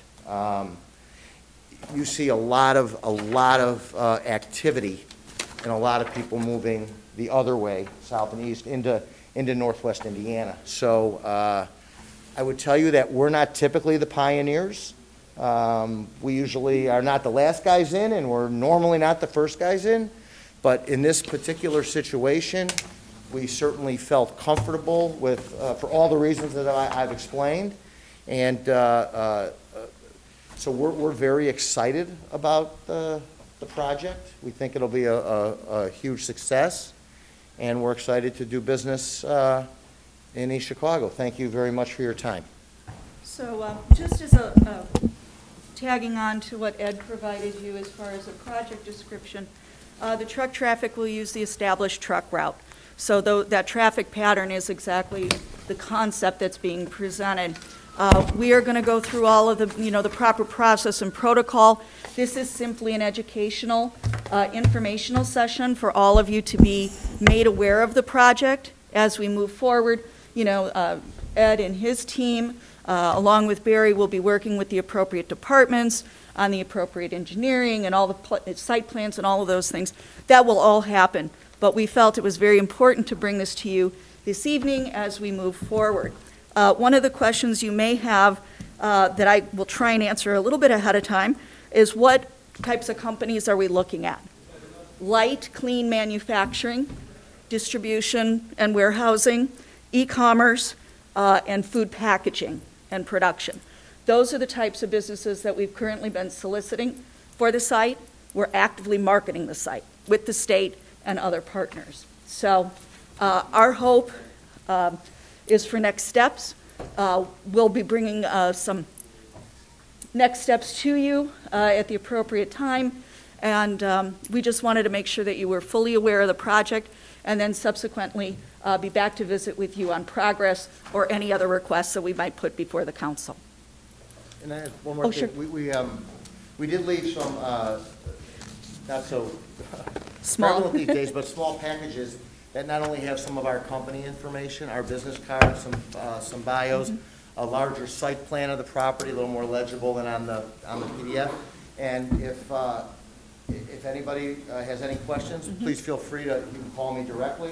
If there's anybody who is interested in coming into Chicago and taking a look at the projects over the long period of time that we've built, we're very proud of what we've done. We have a very excellent reputation within our community. We've been around 75 years, and I'd be happy to accommodate a request. If anybody wants to come in, take a look at what we do, we're happy to show it to you. So that concludes our brief presentation. Thank you for allowing us to offer some comments on the proposed project plan. Thank you. Councilman Garcia. I have just a few questions. You said it was an environmental site, correct? I'm sorry, sir? It was an environmental site? I maybe be able to explain that better. Councilman Garcia, the site was previously owned by another development group that remediated the site, addressed the underground environmental issues. The site has been approved as a no further action site that's pad ready. We were able to work with that previous developer to attract a great group like the Misner Development Group that is looking at a pad ready site to take it to the next step and build a speculative building. There has not been a speculative building in the city of Chicago in 20 years. The site is clean. There were some issues Councilperson Gonzalez addressed, others in that area, Precinct Committeeman Pat Rodriguez addressed, the previous owner addressed, and but the site is no further action, totally clean, ready for development, and we've attracted a great group, like the Misner Group, to be able to come and spend a 17 plus. 15 plus. $15 plus million. We're still holding in on the exact number, but it's millions of dollars. When you guys come in, are you going to ask for tax abatement or TIF? Yes, actually, we're contemplating tax abatement, and we'll probably be bringing that back in the next couple of council sessions. We're having Sender and Company prepare documentation and the financial models for you, and those will be in your packets in appropriate, timely fashion for your full review and consideration. Also, is there going to be a fence on the Homely side? A fence on the Homerly side? Yes. Eddie? I don't think that. Well, let me answer that, please. In discussions with the mayor, Mayor Copeland was concerned about fencing, to make sure that the fencing was in line with Everettville Park. As my colleagues, former colleagues know, I was also district councilman in the first district. So we wanted to make it fluid. So yeah, there would be appropriate fencing. Stormwater drainage would be addressed with the City of East Chicago Sanitary District. And the design of the fence would work in line with the City of East Chicago Park Department. Yeah, I think with that fence there, I think it looks like a great project. I think you designed it coexisting with the neighborhood, with all the traffic entering, exiting at 145th, which I think we all totally agree with that. But I think this is an excellent project. If it goes on, is an excellent project to coexist with the homes on Homely. Any council person have anything else? Miss Orange. So Steve, you want to be the finance person for this group? I'm not as aware of this project as my partner Carl Sender is. Carl is working directly on this with the developer. I'm the same firm, so it's not like it's Chinese wall, but Carl's working directly with the developer. Correct. May I, a councilperson Orange, that's kind of a new relationship. We've been working with the previous owner of the property on the redevelopment and making sure the property had no further action. Well, we've worked very well with the Misner Group, who have an excellent reputation. They've come on board, and Karen, my president and CEO, recently introduced them to Sender and Company, and they'll be assisting us with financial models. Council President Mr. Perez is also concerned about that issue, to make sure that you guys get the right information if there's an incentive asked. So you'll get all that information well ahead of time prior to having to make a decision. And that's also going to be run by a third-party accounting firm. Obviously, we're not running the models. This is far too important that we need to get down and drill down to the details for any request that we would encourage the Misner Group to put in front of the council. So that all that documentation, all those models, that will come before your group with their blessing and that of Carl Sender. May I add something else? Councilperson Orange, we had not met with Steve, so he was kind of, I'm sorry, blindsided a bit. Yeah, and but that was only because we were running financial models. We're working with the development group. We were working with the Indiana Department of Environmental Management. There was a transfer of the property on December 31st, 2020. We have a great relationship with this development group. We've seen their products throughout what they're doing, and Steve was not, we didn't bring Steve in, only because we're running financial models, and we highly respect your financial consultant as well. So what we run, you'll see.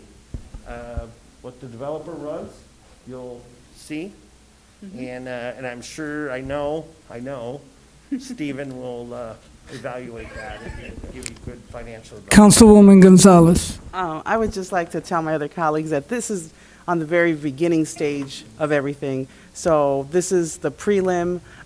We are going to see it from start to finish. So if we have any questions, one of my things, and it's is I want to meet with my residents, because I know the previous owners, they had, little difficulty with the dust and parks, and so I know that, like I said, with the beginning stages, so we'll be able to see it from start to finish, and looking forward to that. Thank you, Councilperson. We did it, the previous owner did address that, made adjustments.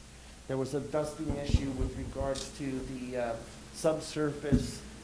There was a lot of concrete underneath there. Right. What he decided to do was, when he demolished the building, was to create aggregate from some of the concrete. Maybe not something we would have necessarily done. We may have pulled it all away. But that is a very dusty process. Right, right. The actual construction of the facility will be different. If the site gets dry, typically we'll come with water in to keep that dusting down. But once you're through your site work, you're erecting steel and concrete panels, and there's really not any dust with that. Obviously, we'll be sensitive to the neighborhood. Sure. And we were sensitive in terms of how we laid it out relative to the park, where the detention Sure. went. So we were trying to integrate the site plan the best that we could within that community. This will be the first speculative building in 20 years in the city of Chicago that will be able to attract distribution, e-commerce, light manufacturing, a major investment by the developer, beautiful panel building. It'll be aesthetic to the former components site, and every point of concern will be addressed by them. They have great experience, as Ed had stated, and we look forward to coming before you again. Thank you. Thank you, guys. Any other council members have anything to ask? Hearing none. I see Mr. Rivera's had his hand up. Mr. Rivera, you want to add something to this conversation? I'm sorry, can you come up and speak into the microphone? Planning process as you're moving forward. I don't know if you're familiar with the fact that you were saying that you already have all the satisfaction of letters saying that there's no need to do anything else. I would like to see the phase 1, phase 2, anything you have with HUD Part 50, 58. I'm the RE. I'm the RE. I'm the recognized entity for all environmentals. And so I got to make sure that everything is up to par. Okay? It's not a problem. Yeah, We'll Let's get take any the stages. information internally because you already have it through Doug Powers. Let me digress, Council President. This site was remediated to a grant that the Environmental Protection Agency granted in partnership with the Chicago Redevelopment Commission and Northwest Brownsville Coalition to do the phase 1, phase 2, and then cleanup analysis to make sure that there was no water leaching running in either direction, and making more importantly that that was no affection, there was no issue, infiltration with the park, Everville Park, or moving, more importantly, east to the residents. Right, and I'm not arguing that, Mr. President. What I'm just saying is, based on my analysis and the information I have to collect to be prepared in case I get monitored about that particular site, I have to have it, not Doug Cunningham. That's all I'm asking. Yeah, we have no further action. Beginning phases. Right. We have no further action. No, I'm not arguing with you. No, I'm not arguing. Point of order, guys, one at a time. I'm not arguing. Councilman Garcia. Yeah, Mr. President, is Mr. Rivera supposed to put that in writing and give it to the group? That'd be excellent. Everything is documented, then put it in writing. Mr. Rivera, I think what he's saying is put it in make your request to them in writing. And plus, we'll probably share that. We'll probably share that when we do the technical review as well, because that'll be part of that. Right. I'm just trying to bring up things so that they can plan for it when they come into our process. Okay, well, thank you very much, Mr. Rivera. Thank you very much. Appreciate that. Ms. Orange Hernandez, would you like to add something? I definitely do. So I actually lived in that area for over 24 years. Nah, not that old. Well, maybe. But I do remember when I was young, and what concerns me is the companies that you're going to bring into that area. When I was younger, we could not go to that park because it was a manufacturing company, and they actually had sexual offenders that went into that company. So that is extremely concerning to me, as that area still has a lot of children in that area, as well as older residents who own that area. I personally, like I told Don, I know he lived down the block too. I couldn't tell you when the last time that my parents were asked. I probably moved from that location maybe about, 8 years ago, where there was an actual question to our residents of what we would like to see in that area. So that's just on the resident side, but I am also the park director. It was not just a little bit of dust. I would go there on a regular basis because of the amount of complaints that we received, as well as our building department, and they would give us the different reasonings as to why they were there. Previously, aesthetically, what that area used to look like with that fencing was a metal fencing, never anything nice for a park. And again, if we're in East Chicago promoting to have people live in our communities, then obviously we don't want to make it look nice. Good. Thank you, Ms. Orange. We're going to go ahead and conclude this presentation. Guys have anything else?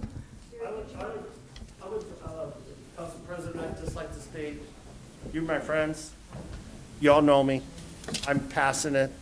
That was my district. I think I know this development group very well. They put their money where their mouth is. I agree that it's very important to make sure all the residents know, on behalf of First District Councilperson Gonzalez and on behalf of the entire council, that we make sure that the Misner Group provides the necessary information and answers every question before there's a request for potential assistance. Any other questions from the council? Hearing none, I just want to finish up with the thought I would have liked to have seen a little bit more meat and potatoes on what you're going to ask for, and talk about that a little bit. You didn't. I don't want you to get into it now. I really thought that the packets coming in today was not very professional. I shared that with Karen. It did not allow the council people to spend the time necessary reviewing those documents to prepare for you. And I just think that we just got those packets this afternoon. And so on that note, I just wanted everyone to know that, that I didn't feel like I got enough, neither by the packets being in a timely fashion to my colleagues so that they can see all the material and study it. And number two, I don't think you guys hit the meat and potatoes about what you're coming to this council for at the end of the day. It all comes down to dollars and cents. And I would have liked to have seen a little bit more about that, why it's important for us to help you. And that wasn't relayed here tonight. So on that note, I thank you very much for your presentation. Thank you so much. Have a good night. Thank you. Okay, public expression. It's new business. Councilman Garcia. Yes, go ahead. Ms. Orange? I know we got an excellent. We're still under new business. We got an excellent program. Arbor Day is coming up next week, correct? It's actually this week, so. This week, excuse me. Let me pull it up real quick, I'm sorry. We are reinstating the Arbor Day. Usually it's done every year during Arbor Day week. And this year it will be an actual Arbor Day. This is done with the SCA. And this year, because Roxana Park was due for trees, we're going to actually continue with planting there. They're actually also planting throughout the city. If people have contacted Public Works in regards to wanting a new tree, they're able to actually, if the location's good enough, they're able to place. So the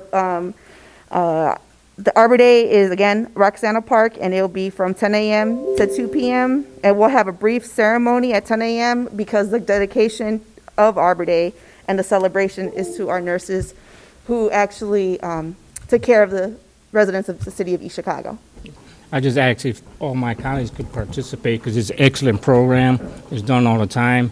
I know the year before last it was done in not New Edition, but Markstown. But it's an excellent program. I think if you go out there, you'll see the benefits of all the trees that's being planted. I know we had them around the city the last 10, 20 years. Thank you, Mr. Garcia. Councilwoman Orange. I just want to say that one of our board members, Henry Rodriguez, lost his brother this past week, and that's probably why you haven't seen him at the meetings. And Juan Rodriguez was a Vietnam vet, and I'm sure that's a great loss to his family. And he used to come to the council meetings quite often, sometimes a little feisty, but he used to come and participate. And I just want to put out the condolences to the Rodriguez family. Thank you, Councilwoman Orange. Anyone else have anything else under new business? Public expression. Nothing under public expression? Motion to adjourn. Mr. President. Second. Moved by Councilman Garcia, seconded by Councilwoman Orange. Roll call to adjourn. Gonzalez. Yes. Francisci. Yes. Winfield. Yes. Garcia. Yes. Orange. Yes. Rancifer. Yes. Monroe. Monroe. Yes. Perez. Yes.